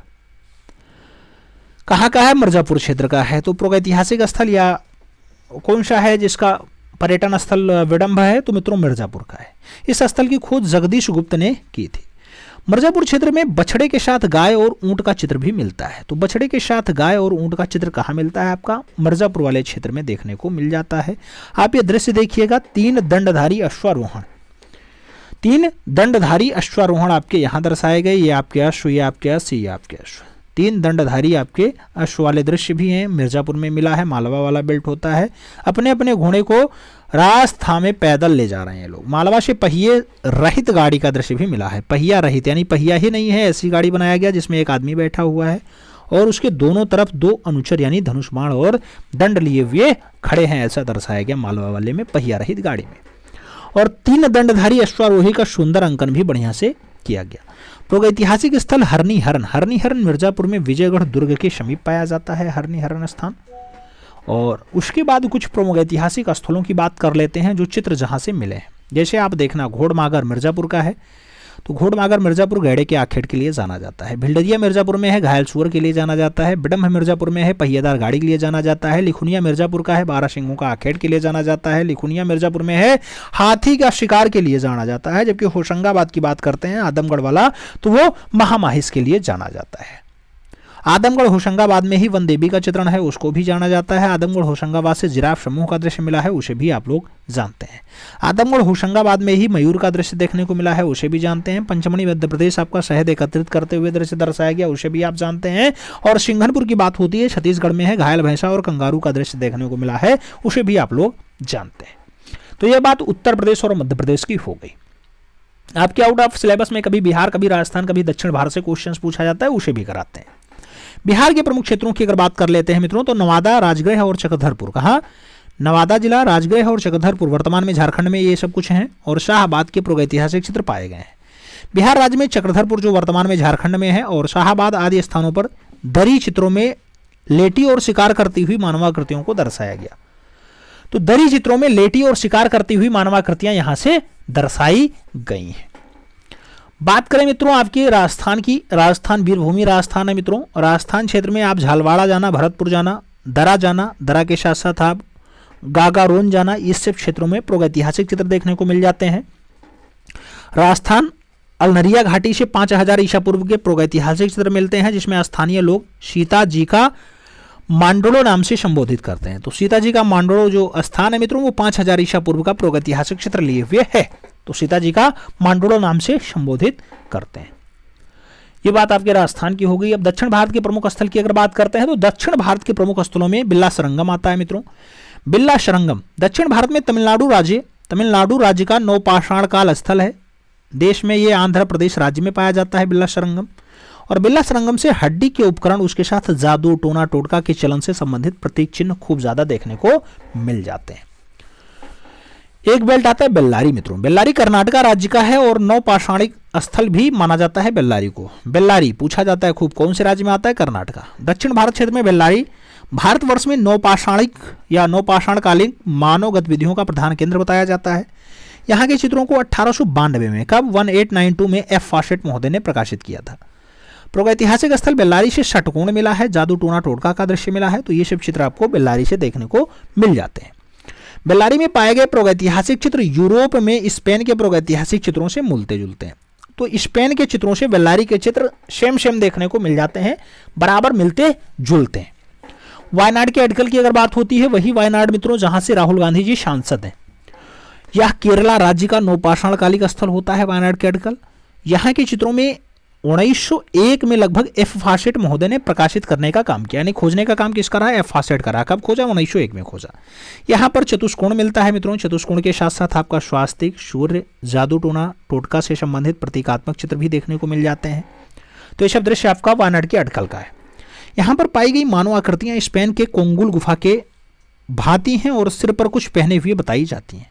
तो स्पेन के कोंगुल गुफा के समान कहाँ का दृश्य देखने को मिलता है? तो स्पेन के कोंगुल के समान, बेल्लारी का नहीं, वायनाड के अटकल का दृश्य देखने को मिल जाता है। मित्रों ये तो आपके दक्षिण भारत के केंद्र हो गए। अब कुछ अन्य तथ्य देख लेते हैं जो दक्षिण भारत में नहीं पूरे भारत में है। तो दक्षिण भारत में संगनकल्लू स्थान पर शैल चित्र मिले। कौन से स्थान पे? संगनकल्लू स्थान पे शैलीय चित्र मिले हैं। प्रागैतिहासिक चित्रों की प्रेरणा प्राकृतिक रही है, लेकिन प्रागैतिहासिक चित्रों में प्राकृतिक और अप्राकृतिक आपदाओं का चित्रण ना के बराबर किया गया। कश्मीर के सुप्रसिद्ध अमरनाथ गुप्ता ने भी चित्रों के अवशेष मात्र रह गए हैं और प्रकृति की खोज में लगे आदि मानव के प्रागैतिहासिक चित्रों में कहीं भी बादल, आकाश, पेड़ पौधा, नदी, पर्वत आदि को नहीं दर्शाया गया है। भीमबेटका से एक दहाड़ता जानवर का चित्र मिला है और प्रागैतिहासिक चित्रों में ज्यामितीय आकार का प्रयोग प्रकृति की विभिन्न शक्तियों, जादू और विश्वासों को व्यक्त करते हुए किया गया है। प्रागैतिहासिक मानव कृषि जीवन के अंतर्गत पशुपालन, बैलगाड़ी, नौका विहार, मधु संचयन आदि के रूप में चित्रित किया गया है। प्रागैतिहासिक मानव द्वारा बनाए गए आमोद प्रमोद संबंधित चित्र उनके रसिक जीवन की झांकियों को प्रस्तुत कर रहे हैं। उत्तराखंड के अल्मोड़ा जिले में लखुड़ियार यानी अर्थात 1 लाख गुफाओं का समूह के गुफाओं में प्रागैतिहासिक चित्र देखने को मिल जाते हैं। प्रागैतिहासिक स्थल भीमबेटका में लाल गेरुए से बनी जंगली भैंसा, जिसे बाइसन कहा जाता है, इसका चित्र भी मिला है, जिसमें कुछ घायल लोगों को भी दर्शाया गया है। ये भीमबेटका से देखने को मिल जाता है। भीमबेटका से जादूगर का नृत्य नामक चित्र भी प्राप्त हुआ है, जिसमें एक मृत पाए जीवन को तड़पाते हुए दर्शाया गया है या तड़पते हुए दर्शाया गया है और एक जादूगर को एक बड़े वाद्य यंत्र बजाते हुए दर्शाया भी गया है। तो ऐसा भी देखने को मिल जाता है। अब मित्रों प्रागैतिहासिक चित्रकारों की विषय वस्तु की बात कर लेते हैं। जो उस टाइम वो लोग चित्र बनाए उसकी विषय वस्तु क्या रही? तो प्रागैतिहासिक चित्रकारों की विषय वस्तु में पशुओं का आखेट रहा है, जिसमें अनेक पशुओं का शिकार करते हुए दर्शाया गया है। आपने देखा होगा कहीं गैंडे का आखेट, कहीं पारासिंह का आखेट, कहीं भैंसों का आखेट, ऐसा दर्शाया गया है। नवप्रस्तर युग में प्रागैतिहासिक चित्रकारों ने भयानक जीव जंतु को मित्र के रूप में चित्रित किया है और प्रागैतिहासिक मानव ने चित्रों को अपने भावों को सरलतम रूप में दर्शाया और ज्यामितीय आकारों में सजोया भी है, जो बाल सुलभ प्रकृति के सुंदर उदाहरण कहे जा सकते हैं। प्रागैतिहासिक चित्रों में उस युग के मनुष्य का संपूर्ण इतिहास भी संचित है। क्या है? उस युग के मनुष्य का संपूर्ण इतिहास भी संचित है। और प्रागैतिहासिक काल में पशुओं में सर्वाधिक अंकन हिरण तत्पश्चात बारहसिंघा का किया गया है।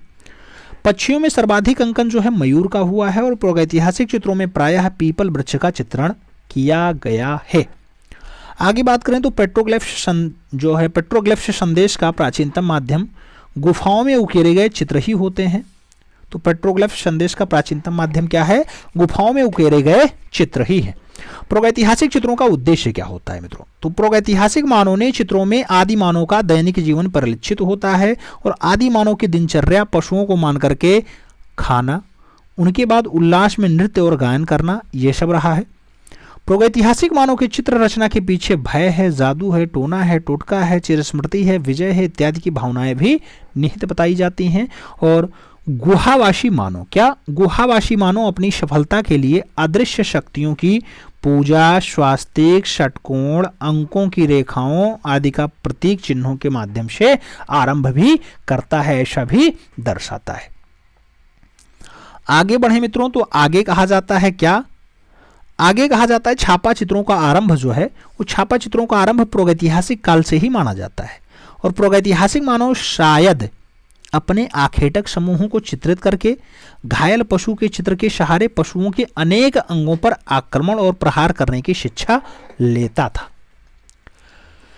प्रागैतिहासिक चित्रों की जो विशेषताएं हैं मित्रों, वो खासियत क्या क्या है? तो अधिकांश प्रागैतिहासिक चित्र रेखाओं द्वारा निर्मित किए गए हैं। किस पे बने हैं? रेखा पे बने हैं। प्रागैतिहासिक चित्रों के रेखांकन कहा जा सकता है तथा इन चित्रों में रेखा की प्रधानता भी है। अधिकांश प्रागैतिहासिक चित्र रंग गेरुआ बताया जाता है, यानी लाल रंग का प्रयोग है। गुहा मानव शिला चित्रों के लिए खनिज रंग अथवा भूमिज रंग का प्रयोग करते थे। और प्रागैतिहासिक मानव जो है वो गेरुआ के साथ साथ हिरौंजी, रामरज, खड़िया आदि रंगों को प्रमुखता से प्रयोग में लाए हैं। प्रागैतिहासिक चित्रों में गति और सजीवता भी दिखाई देती है। और उसके साथ साथ गति और सजीवता के साथ साथ प्रागैतिहासिक चित्रों को गुहा चित्र भी कहते हैं, जिसमें रेखाओं के अलावा छेपांकन पद्धति का प्रयोग भी किया गया है। प्रागैतिहासिक शिला की सतह जो है चट्टानों की खुरदरी दीवारों पर बनाई गई है। और प्रागैतिहासिक मानव चित्र रचना के लिए रंगों में पशुओं की चर्बी मिलाया करते थे। प्रागैतिहासिक मानव चित्र रचना के लिए रंगों में पशुओं की चर्बी मिलाया करते थे और मिलने के लिए प्याली के रूप में पशुओं की पुट्ठे की हड्डी प्रयोग में लाते थे। तो आपसे पूछा जाता है जो रंगों को आपस में मिलाने के लिए कौन सी हड्डी प्रयोग करते थे या क्या लगाते थे, किस में मिलाते थे? तो पशुओं के पुट्ठे की हड्डी में वो रंग मिलाया करते थे। प्रागैतिहासिक चित्रकार अपनी तूलिका यानी ब्रश को किसी रेशेदार लकड़ी, बांस और नरकुल आदि के एक सिरे को कोट करके बनाया करते थे। और प्रागैतिहासिक चित्रों में आकृतियों की सीमा रेखा को किसी नुकीले पत्थर, संभवतः चमकदार पत्थर हैं, इसको खोद करके बनाया गया है। और प्रागैतिहासिक काल में रासायनिक रंगों का प्रयोग कोयला और काजल के रूप में भी होता रहा है। तो ये सारी बातें आपकी प्रागैतिहासिक चित्रकला की रही हैं जो विशेषताओं के रूप में जानी जाती हैं। फिलहाल नमस्कार दोस्तों, स्वागत है आपका हमारे official YouTube channel GS by Neeraj sir में। कैसे हैं आप सब? मैं आशा करता हूँ स्वस्थ होंगे, मस्त होंगे और आप सभी लोग अपनी तैयारी में पूरी ईमानदारी के साथ व्यस्त होंगे। तैयारी आप सब ट्रेंड ग्रेजुएट टीचर आर्ट की कर रहे हैं तो आप उसकी तैयारी में व्यस्त हैं मित्रों। व्यस्त रहिएगा मित्रों। आप जानते हैं कि आपके TGT आर्ट पेपर में 125 प्रश्न पूछने की परंपरा है। 120 मिनट का समय दिया जाता है। सभी प्रश्न अनिवार्य हैं और माइनस मार्किंग का कोई प्रावधान नहीं है। कट ऑफ थोड़ा सा ज़्यादा जाता है, इसलिए अब आपको ज़्यादा मेहनत करने की आवश्यकता है। पहले कट ऑफ नॉर्मल रहता था तो बहुत आसान था। अब कट ऑफ मित्रों आपका 120 से नीचे अगर सोच रहे हैं तो वो आप गलत सोच रहे हैं। याद रखना है क्योंकि वैकेंसी बहुत कम है और आपको ज़्यादा से ज़्यादा नंबर लाना होगा, तब जाके काम बनने वाला है।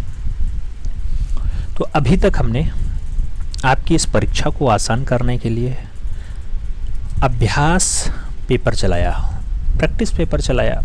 अब इस टाइम परीक्षा से पहले परीक्षा की बात हो रही है और परीक्षा से पहले परीक्षा का 7 क्रम हो चुका है। आपने नहीं देखा है देख लीजिएगा, लिंक डिस्क्रिप्शन बॉक्स में भी पड़ी है। ये आज परीक्षा से पहले परीक्षा का 8वां क्रम है।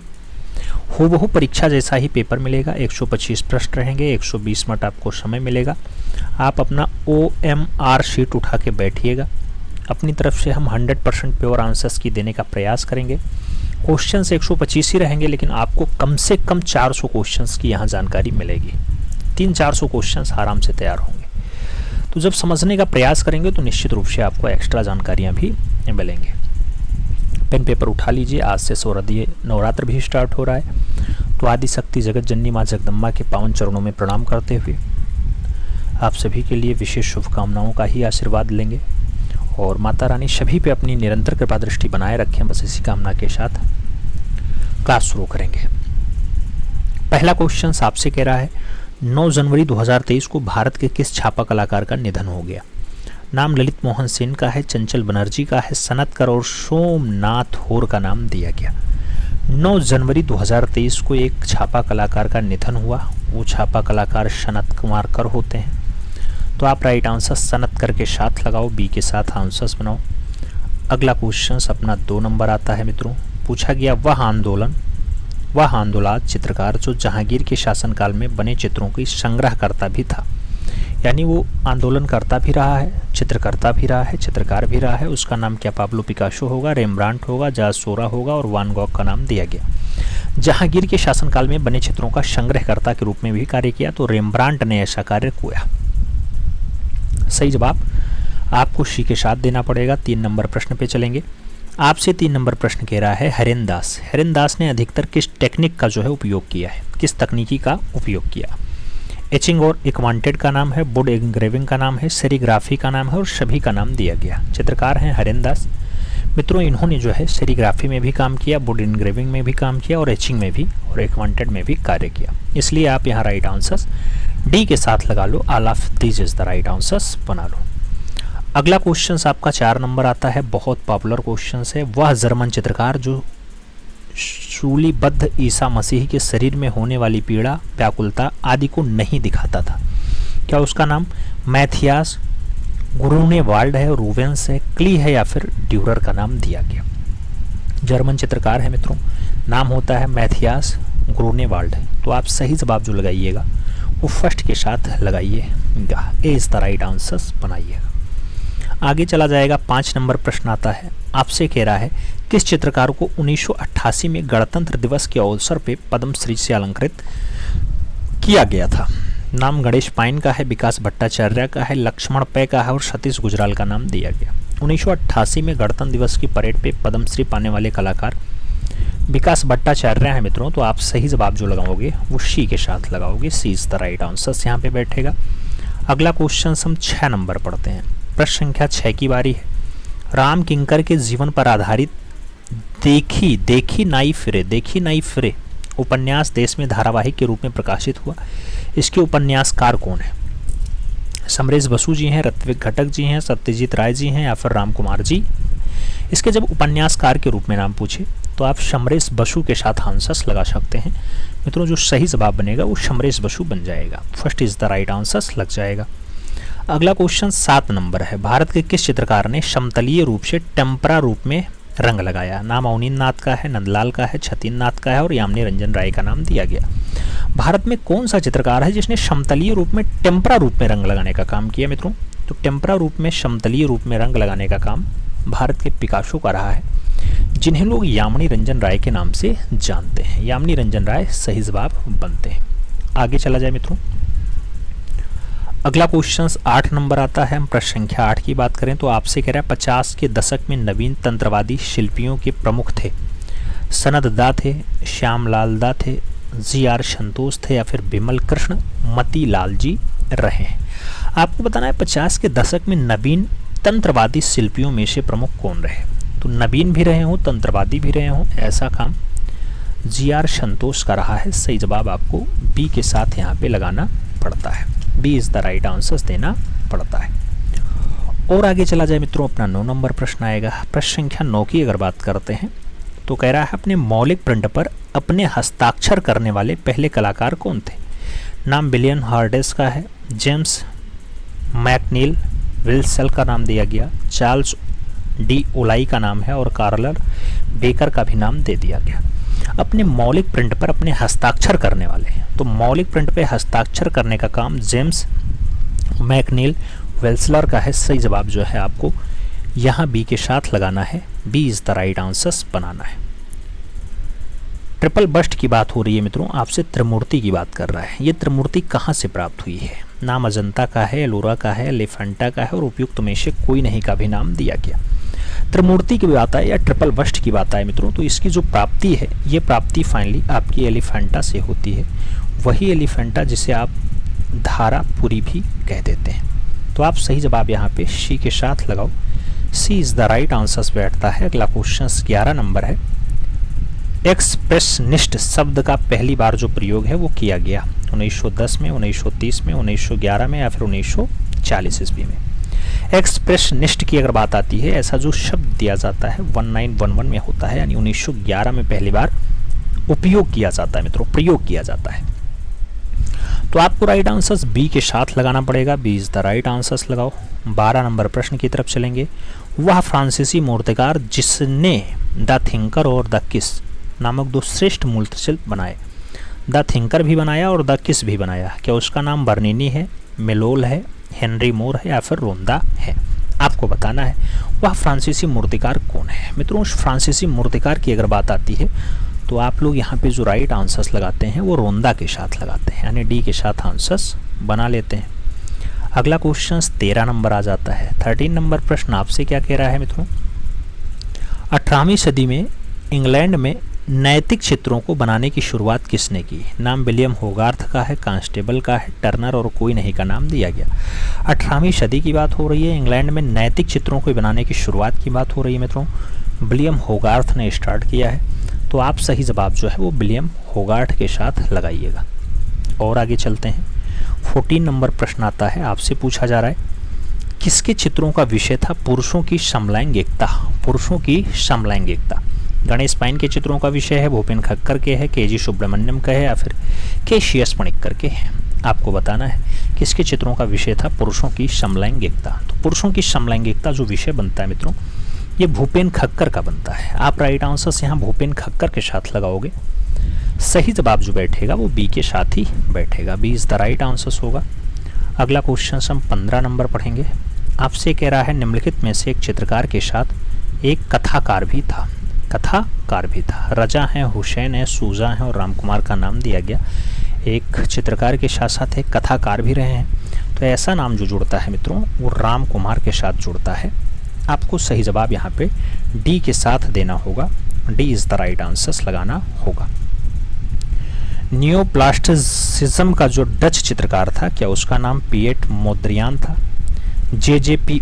ओड था, सीजर दो मूले था या फिर पाब्लो पिकासो रहा है? नियोप्लास्टिसिज्म की बात आती है, नियोप्लास्टिसिज्म जो है वो पिएट मोद्रियान थे। तो सही जवाब आपको फर्स्ट के साथ लगाना पड़ेगा, ए इज द राइट आंसर बनाना पड़ेगा।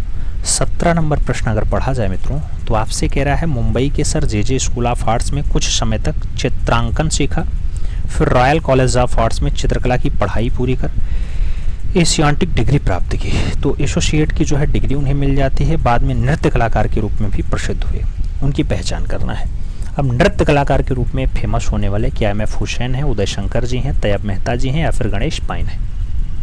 आपको बताना है। जब यहाँ नृत्य कलाकार की बात है तो आप यहाँ पे उदय शंकर के साथ आंसर्स लगा सकते हैं, सी इज द राइट आंसर्स बना सकते हैं। आगे चला जाएगा मित्रों। 18 नंबर प्रश्न है, आपकी स्क्रीन पे है। प्रश्न संख्या 18 की बात होती है।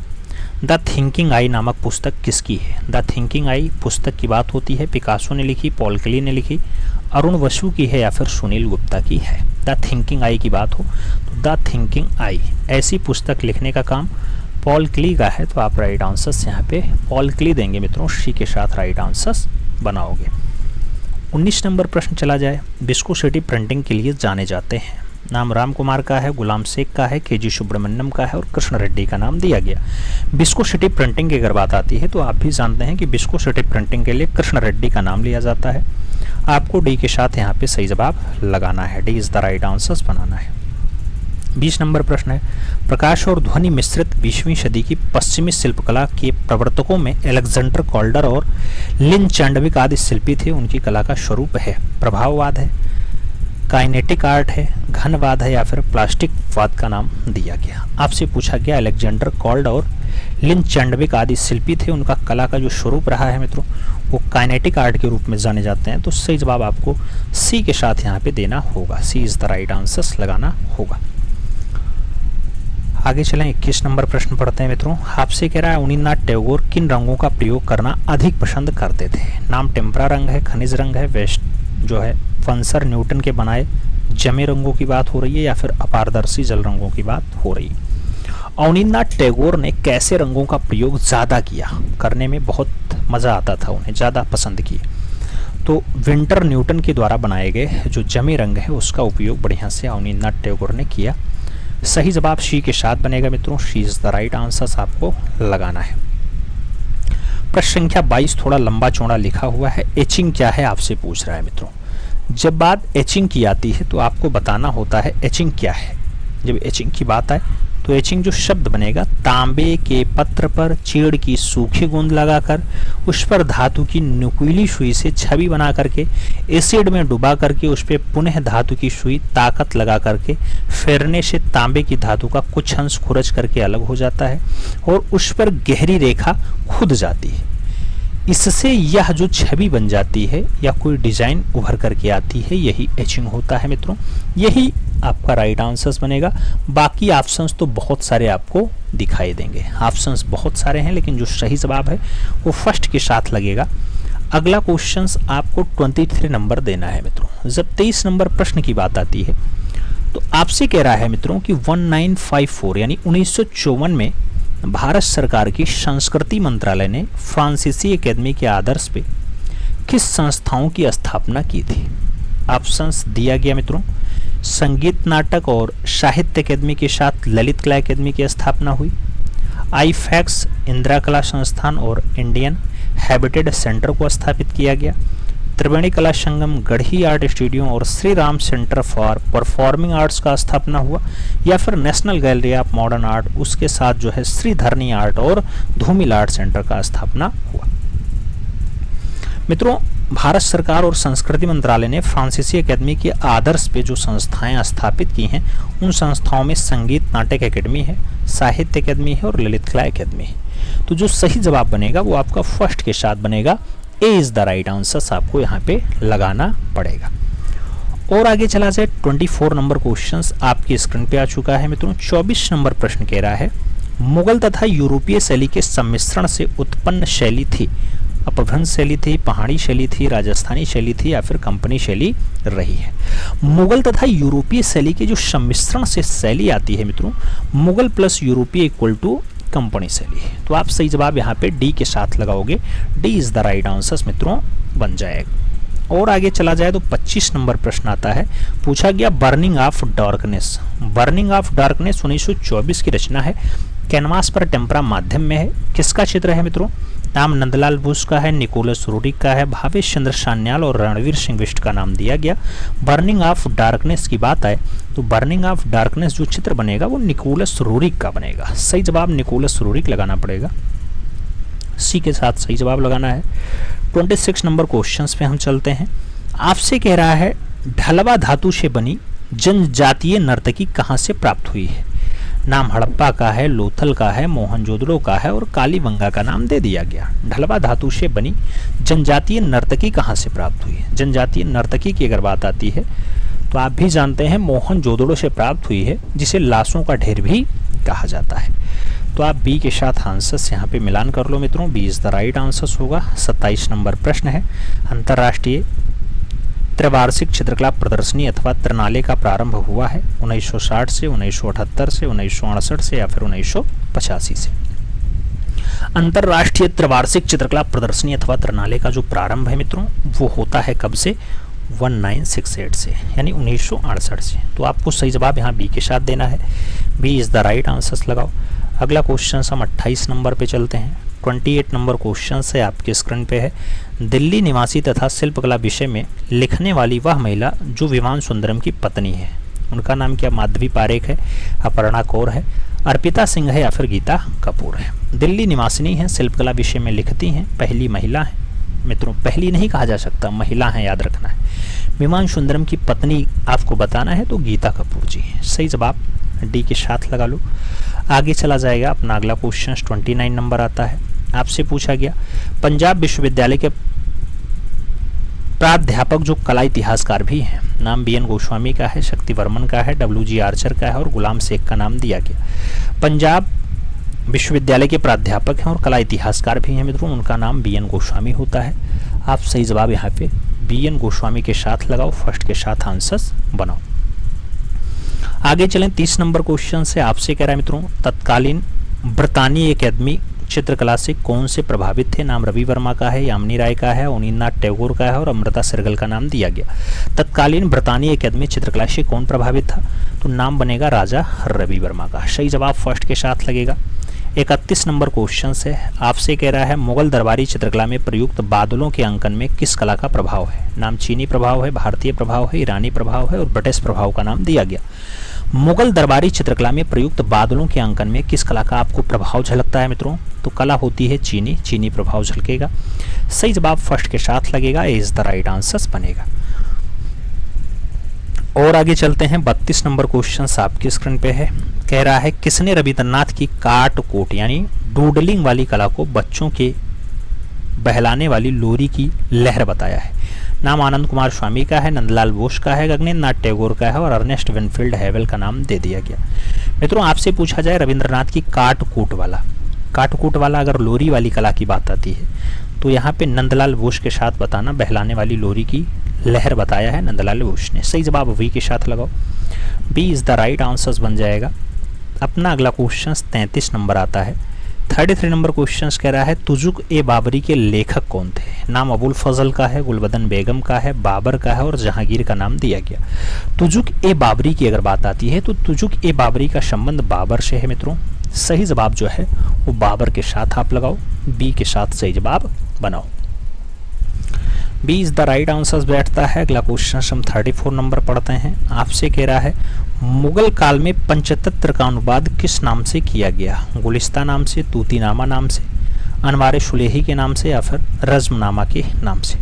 पंचतंत्र के अनुवाद की जब भी बात आती है मित्रों, आप जानते हैं अनवर ए शुलेही के नाम से इसका अनुवाद हुआ है और फारसी में अनुवाद हुआ है।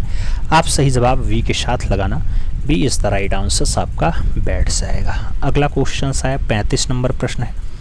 आपसे कह रहा है, चित्रकला के जिस स्थान या संस्थान मुगल का बीजारोपण अकबर ने किया था वह किसके समय में पूर्ण यौवन और विकास को प्राप्त करता है? जहांगीर के काल में, दारा शिकोह के काल में, शाहजहां के काल में या फिर औरंगजेब के काल में? चित्रकला के जिस संस्थान को जो है अकबर ने बीजारोपित किया वो किसके समय यौवन यानी जवानी को प्राप्त करता है यानी शीर्ष पे पहुंचता है? तो मित्रों चित्रकला का शीर्ष काल जहांगीर का काल है। सही जवाब आप जहांगीर लगाओ, उसी का पुत्र सलीम सही जवाब बनेगा। आगे चलें 36 नंबर क्वेश्चन आता है। आपसे कह रहा है, किसके चित्रों की पहली प्रदर्शनी 1930 ईस्वी में पेरिस में आयोजित हुई? नाम रवि वर्मा है, अवनींद्रनाथ टैगोर है, अमृता शेरगिल है और रविन्द्रनाथ टैगोर का नाम दिया गया। किसके चित्रों की पहली प्रदर्शनी 1930 ईस्वी में पेरिस में आयोजित हुई? जब पेरिस में चित्रों की प्रदर्शनी की बात आती है तो आप रविन्द्रनाथ टैगोर के साथ आंसर्स लगाते हैं। रविन्द्रनाथ टैगोर आप जानते हैं लाफिंग फिश रचना बहुत बढ़िया बनाते हैं, राजहंस रचना बहुत बढ़िया है, ट्रीज रचना बहुत फेमस है, मिलहेड रचना बहुत फेमस है, मैन राइडिंग अडंकी की बात हो या सफ़ेद धागे की बात हो, मशीन मैन की बात हो, ये सब बाबा रविन्द्रनाथ टैगोर की रचनाएं हैं मित्रों। बहुत बढ़िया बढ़िया रचनाएं हैं, आप जानते हैं 2500 से ज़्यादा चित्र रविन्द्रनाथ टैगोर ने बनाए थे। अगला क्वेश्चन 37 नंबर आता है। प्रेमचंद्र के सुपुत्र और कहानी पत्रिका के संपादक जो एक कुशल चित्रकार भी थे, नाम श्रीपत राय है, रघुचंद्र है, सहोदर राय है या फिर प्रकाश चंद्र का नाम दिया गया। प्रेमचंद्र के सुपुत्र हैं मित्रों और कहानी पत्रिका के संपादक भी हैं। उनका जो नाम जुड़ता है वो नाम किसके साथ जुड़ता है? तो आप जानते हैं वो नाम श्रीपत राय है। सही जवाब फर्स्ट के साथ बनता है, ए इज द राइट आंसर्स लगा लो। 38 नंबर प्रश्न पे हम चलते हैं। 38 नंबर प्रश्न है, किसकी कला में स्त्रियों की आंखें मछलियों जैसी हैं? रामकुमार की कला में, आनंद प्रहलाद बादल के समय, पारितोष सेन के समय या फिर रविन्द्रनाथ टैगोर के समय? मछलियों जैसी हैं, स्त्रियों की आंखें मछलियों जैसी जो है किसकी रचना में आपको देखने को मिल जाती हैं? आनंदी प्रसाद बादल सही जवाब लगाओ। आनंदी प्रसाद बादल की रचनाओं में ऐसा दृश्य आपको देखने को मिलेगा, सी के साथ आंसर्स होगा। 39 नंबर प्रश्न हम पढ़ेंगे। 39 नंबर प्रश्न क्या कह रहा है मित्रों? आपसे कह रहा है ब्लू पीरियड चित्रशैली का सूत्रपात जो है वो किसने किया था? मोने ने, रेनवार ने, शोरा ने या फिर पिकासो ने? ब्लू पीरियड की अगर हम बात करते हैं मित्रों तो आप भी जानते हो कि ब्लू पीरियड की शुरुआत पाब्लो रुई पिकासो के द्वारा की गई है। सही जवाब वो डी के साथ बनेगा। D is the right answer आपको देना पड़ेगा। 40 नंबर प्रश्न की अगर बात आती है तो इंडियन स्कल्पचर एंड पेंटिंग ग्रंथ के रचनाकार हैं पिकासो जी हैं, शोरा हैं, ईवी हेबल हैं या फिर स्टेला कैम्ब्रिज?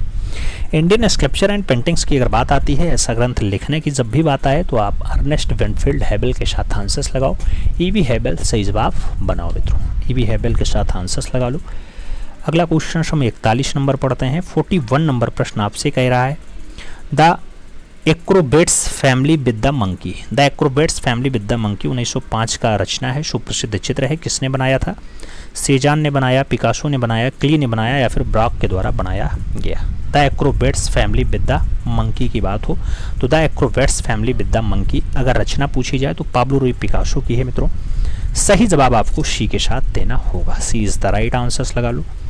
अगला क्वेश्चन हम 42 नंबर पढ़ लेते हैं। आपसे पूछ लिया गया कोई भी कला कभी भी शब्दों की इतनी मोहताज नहीं रहती जितनी कि मौन भौतिकता की धरोहर से कृतियाँ। जितना ही उसमें व्यष्टित्व कम है उतना ही वाक्काव्य अधिक है। यह कथन किसका है? लियोनार्डो दा विंची का है, पिकासो का है, रोजिन हेराल्ड का है और राम कुमार का नाम दे दिया गया। अगर सही जवाब की बात करते हैं रोजिन वर्ग हेराल्ड का सही जवाब बनता है। सी के साथ आंसर्स लगता है। सी इज द राइट आंसर्स लगाना। अगला क्वेश्चन 43 नंबर पे आना। तप्ती नाटक का अंतिम दृश्य कागज पर वास और टेम्परा माध्यम में है, किसने अंकित किया था? रवि वर्मा ने, नंदलाल बोस ने, अवनींद्रनाथ टैगोर ने या फिर रामकिंकर बैज ने? तप्ती नाटक का अंतिम दृश्य की बात हो मित्रों तो तप्ती नाटक का अंतिम दृश्य जो है वो अवनींद्रनाथ टैगोर का चित्र है। सही जवाब जो है आप अवनींद्र बाबू के साथ लगाओ। बी के साथ सही जवाब बनाओ। B is the right answers लगेगा। आप जानते हैं अवनींद्रनाथ बहुत सारे चित्रों को बनाए हैं। अवनींद्रनाथ की रचनाएं बहुत सारी हैं। बंगाल से लेके ये पुरोधा कलाकार होते हैं। रचनाओं में आपने देखा होगा Indian society of oriental art की स्थापना में भी ये बहुत खास रहे 1907 में। अन्य रचनाएं इनकी ज़्यादा फेमस हुई। आगे बढ़ें तो अगला क्वेश्चन 44 नंबर आता है। आपसे कह रहा है तैलीय माध्यम हेतु तूलिका बनाई जाती है। तैलीय माध्यम हेतु तूलिका शूकर के बालों से बनाई जाती है, सेबियल हेयर से बनाई जाती है, गिलहरी के बालों से बनाई जाती है या फिर नेवले के बालों से बनाई जाती है? तैलीय माध्यम हेतु जो तूलिका है मित्रों ब्रश है वो ब्रश बनता है शूकर के बालों से, हॉग हेयर से बनता है। सही जवाब फर्स्ट के साथ बनेगा। अगला क्वेश्चन हम 45 नंबर पढ़ेंगे। 45 नंबर प्रश्न है आपसे कह रहा है निम्नलिखित में कौन से 3 रंग जो है वो द्वितीयक रंग हैं? नारंगी, हरा और बैगनी, नारंगी, हरा और लाल, नारंगी, लाल और नीला, नाम लाल, नीला, पीला। मित्रों सेकेंडरी रंग कौन से हैं? द्वितीयक रंग की बात आए तो द्वितीयक रंग में प्राइमरी रंग नहीं होगा। लाल, हरा, नीला जो है वो प्राइमरी रंग होता है। तो नीला, हरा, बैगनी जो है, लाल, नीला, पीला जो है प्राइमरी रंग होता है। द्वितीयक रंग में नारंगी, हरा, बैगनी सही जवाब बनेगा। फर्स्ट के साथ आपको यहाँ पे सही जवाब लगाना भी पड़ेगा। अगला क्वेश्चन 46 नंबर आता है। इनमें से कौन सी कला अनिवार्यतः धर्म से जुड़ी नहीं है? नाम नागकल पाषाण का है, अजंता का है, थानका का है और वारली पेंटिंग का नाम दिया गया। अनिवार्यतः धर्म से जुड़ी नहीं है, इसमें से कौन सी कला है जो धर्म से जुड़ाव नहीं रखती है? तो वारली पेंटिंग जो है धर्म से संबंधित नहीं है। डी के साथ आंसर्स बनेगा। 47 नंबर प्रश्न पे हम चलेंगे। आपसे कह रहा है राष्ट्रीय आधुनिक कला संग्रहालय नई दिल्ली में सुरक्षित लक्ष्मी, लक्ष्मी जो कागज पे टेम्परा माध्यम में बनाया गया है, ये किसके द्वारा चित्रित है? बात अवनींद्रनाथ टैगोर का है, रवि वर्मा का है, छतीन्द्रनाथ मजूमदार का है और के वेंकटप्पा का नाम ऑप्शंस में दिया गया है। लक्ष्मी रचना की बात होती है जो राष्ट्रीय आधुनिक कला संग्रहालय में रखी है मित्रों। अगर लक्ष्मी रचना की हम बात करते हैं तो छतीन्द्रनाथ मजूमदार सही जवाब बनते हैं। सी के साथ आपका राइट आंसर लगता है। तो सी इज द राइट आंसर आप यहाँ पे बनाओ। अगला क्वेश्चन हम 48 नंबर पढ़ते हैं। 48 नंबर प्रश्न है मित्रों। आपसे कह रहा है तर्पण जो कागज पे वास और टेम्परा माध्यम में बनाया गया, इसका चित्रकार कौन है? नाम छतीन्द्रनाथ मजूमदार है, हरेन दास है, अवनींद्रनाथ टैगोर हैं और मुकुल चंडे का नाम दिया गया। तर्पण की बात होती है तो तर्पण का चित्रकार कौन बनता है? जब भी बात आपके तर्पण की आती है मुकुल चंद डे के साथ वास टेम्परा माध्यम की रचना बनेगी। तो मुकुल चंद डे आंसर्स लगाइएगा। सही जवाब जो है वो आप डी के साथ बनाइएगा। D is the right answers होगा। 49 नंबर क्वेश्चंस पे हम चलेंगे। आपसे कह रहा है किसके प्रारंभिक टेराकोटा उभार कार्य और चित्र युद्धों के विरुद्ध क्रूरता के विपरीत प्रतिक्रिया स्वरूप हिंसक भाव से आवेशित हैं? के.जी. सुब्रमण्यम के हैं, गोपाल घोष के हैं, रामाचंद्रन के हैं या फिर गुलाम मोहम्मद शेख के हैं? टेराकोटा उभार कार्य चित्र युद्धों के विरुद्ध क्रूरता के विपरीत प्रतिक्रिया के स्वरूप हिंसक भावना से आवेशित है मित्रों। तो हिंसक भावना से आवेशित के.जी. सुब्रमण्यम के। सही जवाब आपको फर्स्ट के साथ देना है, ए इज द राइट आंसर लगा लेना है। 50 नंबर प्रश्न पे चलते हैं। कह रहा है कौन कालीघाट चित्रण की सुनम्य सुलेखन रेखाओं से प्रभावित हुए थे? नाम रामकिंकर वैश्य का है, यामिनी राय का है, नंदलाल बोस का है, छतीन्द्रनाथ मजूमदार का नाम दिया गया। कालीघाट चित्रण की सुनम्य रेखाओं से कौन प्रभावित थे मित्रों? जब ऐसी रेखाओं से प्रभाव की बात आती है तो सही जवाब यामिनी रंजन राय बनता है। सी के साथ आपका राइट आंसर लग जाता है। सी इज द राइट आंसर्स लगाओ। 51 नंबर प्रश्न पे चलते हैं। कृष्ण और बलराम कैनवास पर टेम्परा माध्यम का चित्र है। क्या रवि वर्मा ने बनाया, के वेंकटप्पा ने बनाया, यामिनी राय ने बनाया या फिर छतीन्द्रनाथ मजूमदार ने बनाया है? कृष्ण और बलराम की बात आती है तो कृष्ण और बलराम रचना यामिनी रंजन राय की है। सही जवाब यामिनी राय बनेगा। बी के साथ आपका सही जवाब लग जाएगा। अगला क्वेश्चन 52 नंबर आएगा। 52 नंबर क्वेश्चन है मित्रों, निम्नलिखित में से किस काल में सकेन रिलीफ का बहुत अधिक प्रयोग हुआ है? नाम जापानी कला का है, चीनी कला का है, मिस्र कला का है और शुंग कला का नाम दिया गया। किस काल में स्कैनिंग रिलीफ का बहुत अधिक प्रयोग हुआ है मित्रों? तो वो आपके मिस्र कला में हुआ है। आप सही जवाब यहाँ पे इजिप्ट कला लगाओ, मिस्र कला लगाओ। बी के साथ आंसर्स बनाओ। 53 नंबर क्वेश्चंस पे चला जाए तो आपसे कह रहा है अजंता की किस गुफा के गर्भगृह के मध्य धर्मचक्र प्रवर्तन मुद्रा में बुद्ध की प्रतिमा मिल जाती है? धर्मचक्र प्रवर्तन मुद्रा में बुद्ध की प्रतिमा की आपकी गुफा संख्या 4 से मिली है, गुफा संख्या 6 से मिली है, गुफा संख्या 16 से मिली है या फिर गुफा संख्या 19 से प्राप्त हुई है? मित्रों धर्मचक्र प्रवर्तन मुद्रा की जब भी बात आए तो आप जो सही जवाब लगाइएगा वो सही जवाब आपका बनेगा फाइनली ए के साथ, 4 नंबर के साथ। सही जवाब फर्स्ट के साथ लगाओ, ए इज द राइट आंसर्स बनाओ मित्रों। अगला क्वेश्चन आप देखते हैं।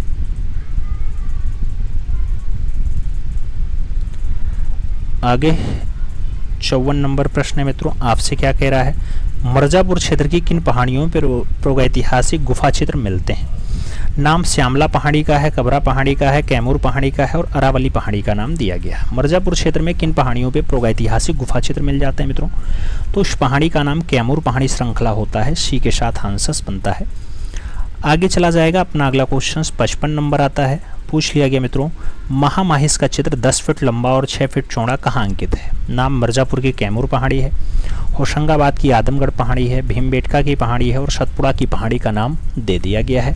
आपसे महामाहिस का चित्र पूछा जा रहा है तो महामाहिस की रचना जो है होशंगाबाद की आदमगढ़ पहाड़ी में है। बी के साथ आंसर्स लगेगा। आगे चलेंगे अपना 56 नंबर प्रश्न सॉल्व करेंगे। गायिकाएं अथवा संगीत मंडली बाघ की किस गुफा के सामने चित्रित है? 3 नंबर गुफा, 5 नंबर गुफा, 4 नंबर गुफा, 6 नंबर गुफा। गायिकाओं की बात होती है मित्रों तो गायिकाओं का अंकन आपके बाघ गुफा में है और बाघ गुफा में 4 नंबर पे है। तो आप सही जवाब बी के साथ लगाओ, B is the right answers बनाओ। 57 नंबर प्रश्न की बात करते हैं।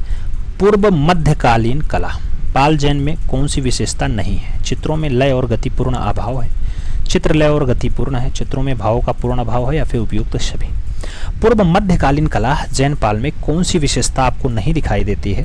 तो चित्रों में भावों का पूर्ण अभाव जो है ये नहीं दिखाई देता है, बाकी सभी है। तो सही जवाब जो है वो सी के साथ आपको यहाँ पे बनाना पड़ेगा। सी इज द राइट आंसर्स देना पड़ेगा। 58 नंबर प्रश्न है। किशनगढ़ शैली में नायिका के रूप में कौन सी चित्रित हैं?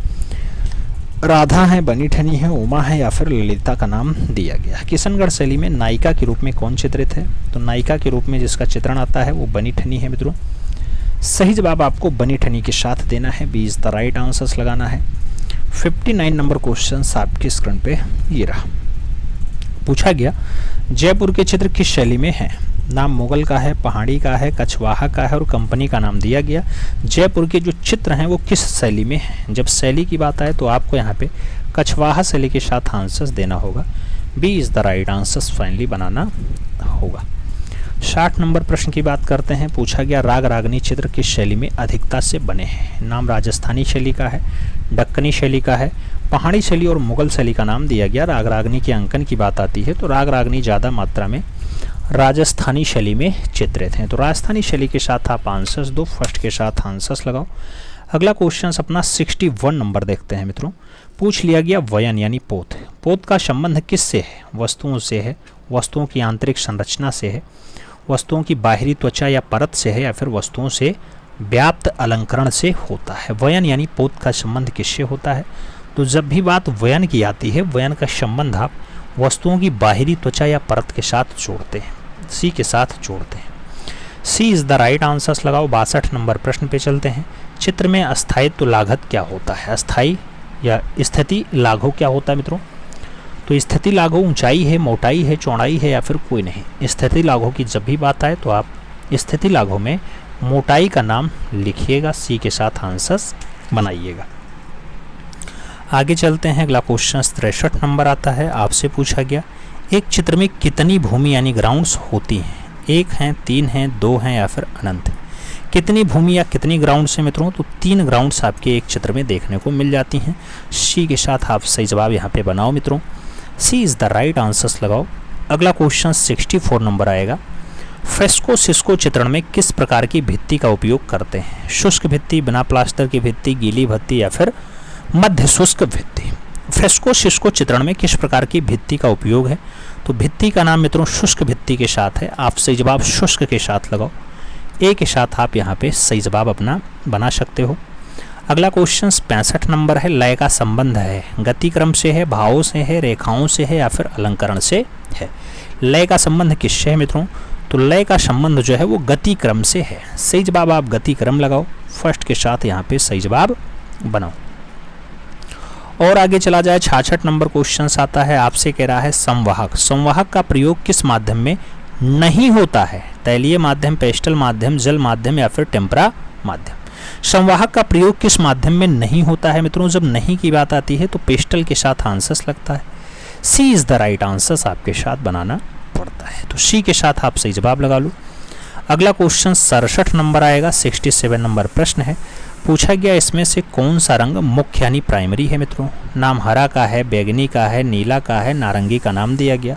कौन सा रंग मुख्य रंग है मित्रों? जब मुख्य रंग की हम बात करते हैं तो सही जवाब नीला के साथ बनता है। बी के साथ आपको यहाँ पे राइट आंसर्स फाइनली बनाना पड़ता है। और आगे चले मित्रों। अगला क्वेश्चन 68 नंबर आएगा। पूछा गया कौन सा तत्व षडंग में नहीं है? षडंग, षडंग में क्या प्रमाण नहीं है, लावण्य नहीं है, अंतराल नहीं है, या फिर रूपभेद नहीं है?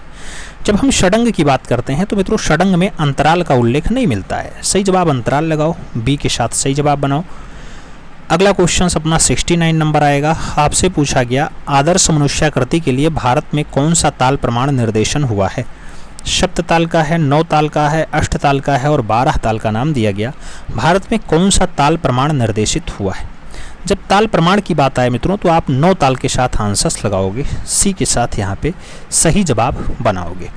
सी इज द राइट आंसर्स बैठेगा। 70 नंबर प्रश्न आएगा। आपसे पूछा जा रहा है मित्रों प्रागैतिहासिक काल के चित्रों में सबसे अधिक चित्र जो है वो कौन से प्रकार के मिले हैं? सबसे ज़्यादा चित्र क्या पशुओं के हैं, मनुष्यों के हैं, आखेटकों के हैं, या फिर पक्षियों के चित्र ज़्यादा हैं?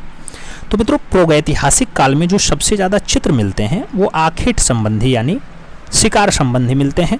तो सही जवाब हम बी के साथ लगा लेते हैं। B is the right answers बना लेते हैं। आगे चलें। अपना अगला क्वेश्चन 71 नंबर पढ़ते हैं। पूछा गया नील नदी की घाटी में पनपी सभ्यता है? सिंधु सभ्यता, चीनी सभ्यता, मिस्र की सभ्यता, या फिर मेसोपोटामिया की सभ्यता?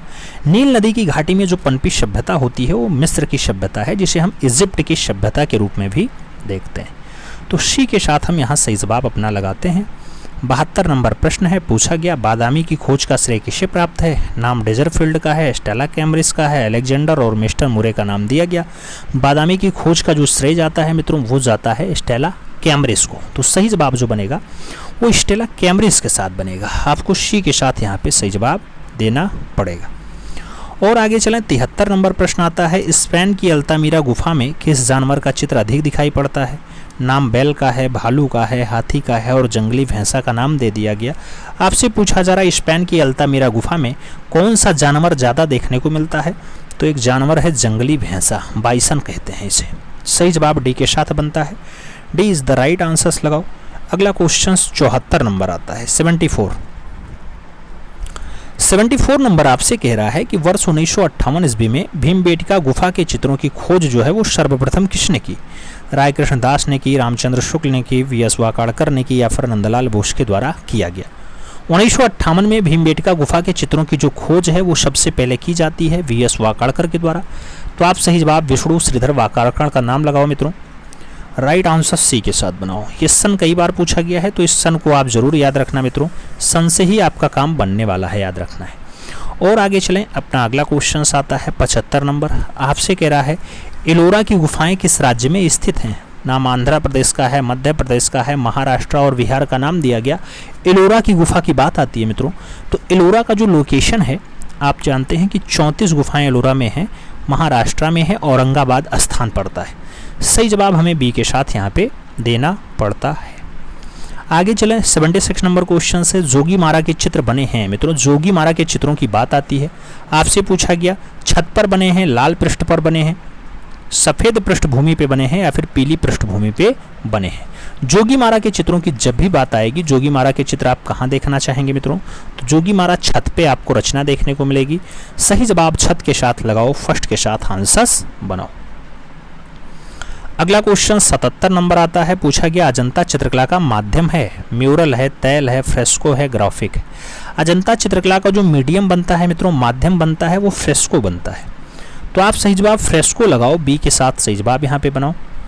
और आगे चलें हम 78 नंबर क्वेश्चन पे चलें। पूछ लिया गया पाल युगीन पांडुलिपि चित्र अधिकांशतः आधारित है हिंदुत्व पे, शैव मत पे, ब्राह्मण मत पे या फिर बौद्ध मत पे। पाल युगीन पांडुलिपि चित्र जो है अधिकांशतः आधारित है, किस पे आधारित है मित्रों? बौद्ध मत पे आधारित है। तो सही जवाब बौद्ध मत दो, राइट आंसर्स आप डी के साथ लगाओ, D is the right answers बनाओ। 79 नंबर क्वेश्चंस पे चलते हैं। पूछा गया जैन अपभ्रंश चित्रकला के प्रसिद्ध स्रोत बताइए। पंचदर्शी, कामसूत्र, धम्मपद या फिर कल्पसूत्र। जैन अपभ्रंश चित्रकला के प्रसिद्ध स्रोत क्या है मित्रों? तो फेमस स्रोत की जब भी बात आए तो आप कल्पसूत्र के साथ आंसर्स देना, D is the right answers यहाँ पे बनेगा। अगला क्वेश्चन आपका 80 नंबर आपकी स्क्रीन पे ये रहा। आपसे पूछा गया राजा उम्मेद सिंह ने किस चित्र शैली को मौलिकता प्रदान की? नाम बूंदी शैली है, अलवर शैली है, किशनगढ़ शैली है और कोटा शैली का नाम दिया गया। राजा उम्मेद सिंह ने किस चित्र शैली को मौलिकता प्रदान की है मित्रों? जब मौलिकता की बात आए तो आप कोटा शैली के साथ लगाना, डी के साथ यहाँ पे सही जवाब बना लेना, D is the right answers होगा। 81 नंबर प्रश्न पे हम चलेंगे। आपसे कह रहा है राजपूत शैली किसका सम्मिलित नाम है? राजस्थानी और मुगल का नाम है, अपभ्रंश और किशनगढ़ का नाम है, राजस्थानी और पहाड़ी का नाम है या फिर जयपुरी और ईरानी का नाम है। राजपूत शैली किसका सम्मिलित नाम होता है मित्रों? तो सम्मिलित नाम राजस्थानी प्लस पहाड़ी का होता है। सी के साथ हम सही जवाब यहाँ पे लगाते हैं, सी इज द राइट आंसर्स बनाएंगे। 82 नंबर प्रश्न पे चलेंगे। मुगल शैली में रंग बनाए जाते थे फूलों से, पत्तियों से, खनिज से या फिर इनमें से कोई नहीं। मुगल शैली में जो रंग बनाए जाते हैं मित्रों, वो रंग फाइनली खनिज से बने हुए हैं। तो सही जवाब खनिज रंग के साथ दो, बी के साथ आप राइट आंसर्स यहाँ पे बनाओ। अगला क्वेश्चन अपना 83 नंबर आता है। 83 नंबर क्वेश्चन क्या कह रहा है? मुगल चित्रकला में हिंदू विषयों का पोषक था, बाबर था, जहांगीर था, अकबर था या फिर शाहजहां रहा है। मुगल चित्रकला में हिंदू विषयों का जो पोषक होता है मित्रों, वो हिंदू विषयों को ज़्यादा चित्रित करवाने का काम अकबर के काल में हुआ। तो आप सही जवाब यहाँ अकबर देना, बी के साथ आंसर्स लगाना। और आगे चला जाए, अपना 84 नंबर प्रश्न आता है। महाराजा संसार चंद्र ने निम्नलिखित में से किस शैली को संरक्षण दिया? नाम किशनगढ़ शैली है, मुगल शैली है, पहाड़ी शैली है और राजपूत शैली का नाम दिया गया। महाराजा संसार चंद्र ने कौन सी शैली को संरक्षण दिया है मित्रों? जब संरक्षण देने की बात आए तो आप पहाड़ी शैली के साथ आंसर्स लगाओ, बी के साथ सही जवाब यहाँ पे बनाओ, B is the right answers होगा। 85 नंबर प्रश्न पे चलेंगे। कंपनी शैली के भारतीय केंद्रों में प्रसिद्ध है मुर्शिदाबाद, पटना, कलकत्ता और दिल्ली का नाम दिया गया। कंपनी शैली के भारतीय केंद्रों में जो ज़्यादा फेमस है मित्रों, वो स्थान होता है पटना। तो बिहार की राजधानी पटना, आंसर्स लगाओ आप, सी के साथ सही जवाब बनाओ। आगे चलेंगे, 86 नंबर क्वेश्चन आएगा। पूछा गया आपसे छोटे छोटे रंगीन कांच के टुकड़ों से धरातलीय अलंकरण में मणिकुट्टियम कार्य किस शैली की विशेषता है? मणिकुट्टियम कार्य क्या गोथिक शैली में हुआ, बरोक शैली में हुआ, बाइजेंटाइन में हुआ या फिर पुनरुत्थान शैली में हुआ? छोटे छोटे रंगीन कांच के टुकड़ों से धरातलीय अलंकरण किया गया, मणिकुट्टियम उसे कहा गया और ये बाइजेंटाइन की विशेषता होती है मित्रों। तो आप सही जवाब बाइजेटाइन के साथ देना, बी के साथ सही जवाब यहाँ पे लगा लेना। B is the right answer बैठ रहा है। हम 87 नंबर क्वेश्चंस पे चल रहे हैं। किसने 1849 ईस्वी में लोरेंजो तथा इसाबेला, ये कैनवास पर तैलीय चित्र है मित्रों, ये बहुत प्रशंसा हुई, किसने बनाया? जासुआ रोनाल्ड्स ने बनाया, पिकासो ने बनाया, जान एवरेटो मिसेल के द्वारा बनाया गया, या फिर वॉन गॉग की रचना है? लोरेंजो तथा इसाबेला की बात आती है, कैनवास पर तैलीय माध्यम की रचना है मित्रों, इसको जान एवरेटो मिसेल के द्वारा बनाया गया है। तो आप बी के साथ सही जवाब यहाँ पे लगा लेना, B is the right answer हो जाएगा। 88 नंबर प्रश्न पे चलेंगे। 19वीं सदी के पूर्वार्ध में जो कला आंदोलन प्राचीन शास्त्रीय कला की प्रेरणा लेकर के चला था वह है गोथिक है, नवशास्त्रीयतावाद है, रोमांसवाद है, या फिर यथार्थवाद है? तो मित्रों उसे नवशास्त्रीयतावाद कहा जाता है, सी के साथ आंसर बनता है। आप सी के साथ यहाँ पे सही जवाब बनाना मित्रों। आगे चला जाएगा। 89 नंबर प्रश्न आता है। हॉलैंड के चित्रकार ने रात्रि के प्रहरी यानी द नाइट ऑफ वॉच, ये किस की जो है चित्रकृति थी आपको बताना है। रात्रि के प्रहरी रिबेरा की है, निकोलस पुलिस की है, रेम्ब्रा की है, या फिर हॉल्स की है? रात्रि के प्रहरी की बात आती है तो हॉलैंड का चित्रकार होता है मित्रों, उसका नाम रेम्ब्रा है। आप सही जवाब यहाँ पे रेम्ब्रा के साथ देना, बी के साथ सही जवाब लगा लेना, B is the right answer आएगा। 90 नंबर प्रश्न पे हम चलेंगे। आपसे कह रहा है बरोक चित्रशैली का प्रमुख चित्रकार था, रूवेंस था, कुर्बे था, ड्यूरर था, या फिर दोमिए रहा है? बरोक चित्रशैली का प्रमुख चित्रकार कौन होता है मित्रों? तो रूवेंस होता है। आप यहाँ पे जो ऑप्शंस लगाइएगा उसमें रूवेंस के साथ आंसर दीजिएगा, first is the right answer आपका बनेगा। 91 नंबर प्रश्न है। रहस्यमयी तथा उत्तेजक विषयों की जॉर्जियोन द्वारा अंकित चित्र है, प्रसिद्ध चित्र कौन सा है मित्रों? मोंडोलिन वादन है, चारागाह में संगीत है, द थ्रीज फिलोसफर है, या फिर द टेम्पेस्ट का नाम दिया गया? रहस्यमयी है, उत्तेजक है, इस विषयों पे जॉर्जियोन के द्वारा प्रसिद्ध चित्र कौन सा बनाया गया? द टेम्पेस्ट बनाया गया है। तो आप सही जवाब डी के साथ लगाओ, D is the right answers बनाओ। 92 नंबर क्वेश्चंस पे चला जाएगा। आपसे पूछा गया वीनस का जन्म शीर्षक चित्र जिसके मध्य में कोमलांगी कामिनी के रूप में प्रेम की देवी वीनस को समुद्र में प्रकट होते हुए दिखाया गया है, इसके चित्रकार हैं, नाम बोत्तिसेल्ली का है, पाओ चेलियो का है, पियरा डेला फ्रांसिस्का का है, और फिलिप्पो लिप्पी का नाम आपके स्क्रीन पे दे दिया गया। वीनस का जन्म आपसे पूछा जाए तो वीनस का जन्म के लिए आप बोत्तिसेल्ली लगाइएगा, फर्स्ट के साथ आप सही जवाब यहाँ पे बनाइएगा, इज द राइट आंसर बनेगा। आपसे 93 नंबर प्रश्न पूछा जाएगा। पूछा गया था फ्लोरेंस का प्रथम महान शिल्पी और माइकल एंजेलो से पहली 15वीं सदी का सर्वाधिक प्रभावशाली मूर्तिकार कौन था? नाम डोनातेल्लो का है, आंद्रिया मातेना का है, बेरेचियो का है, और कोई नहीं ऑप्शंस में दे दिया गया। 15वीं सदी का सर्वाधिक प्रभावशाली मूर्तिकार कौन रहा मित्रों? तो 15वीं सदी का सर्वाधिक प्रभावशाली मूर्तिकार जो बनता है वो डोनातेल्लो बनता है। सही जवाब डोनातेल्लो लगाओ, फर्स्ट के साथ आप सही जवाब बनाओ। अगला क्वेश्चन हम 94 नंबर पे चलते हैं। पूछा गया आपसे लियोनार्डो दा विंची का सबसे अधिक चर्चित चित्र रहा है, अंतिम भोज रहा है, एथेंस का विद्यालय रहा है, मोनालिसा रहा, और स्टेंज का नाम आपकी स्क्रीन पे दे दिया गया। लियोनार्डो दा विंची का सबसे अधिक चर्चित चित्र कौन सा है? तो सबसे ज़्यादा चर्चित चित्र इनका मोनालिसा है मित्रों, सही जवाब मोनालिसा बनेगा, बी के साथ राइट आंसर बनेगा। 95 नंबर प्रश्न पे हम चलते हैं। मेरा नाम जोकर किसकी फिल्म है? नाम राज कपूर का है, ऋत्विक घटक का है, सत्यजीत राय और कोई नहीं का नाम दे दिया गया। मेरा नाम जोकर की बात हो रही है मित्रों, तो आप जानते हैं ये फिल्म जो बनाई जाती है ये राज कपूर के द्वारा बनाई जाती है, मेरा नाम जोकर। सही जवाब आप फर्स्ट के साथ यहाँ पे लगाओ, ए इज द राइट आंसर बनाओ। 96 नंबर क्वेश्चन पढ़ते हैं। पूछा गया निम्नलिखित में से एक फोटोग्राफर है, प्रसून जोशी हैं, प्रदीप सरकार हैं, शाहिद कपूर हैं, या फिर अविनाश पसरीचा का नाम दे दिया गया है। एक फोटोग्राफर के रूप में कौन फेमस है? तो फोटोग्राफर के रूप में अविनाश पसरीचा का नाम आता है, डी के साथ आंसर्स देना पड़ता है, D is the right answers लगाओ। 97 नंबर क्वेश्चंस पे चलते हैं। सुल्तानगंज से प्राप्त गुप्तकालीन बुद्ध की प्रसिद्ध कांस्य प्रतिमा किस संग्रहालय में रखी है? बुद्ध की कांस्य प्रतिमा है सुल्तानगंज वाली, क्या वो ब्रिटिश म्यूजियम लंदन में है, बर्किंघम म्यूजियम बर्किंघम में है, लिब्रुस म्यूजियम पेरिस में है, या फिर राष्ट्रीय संग्रहालय नई दिल्ली में स्थित?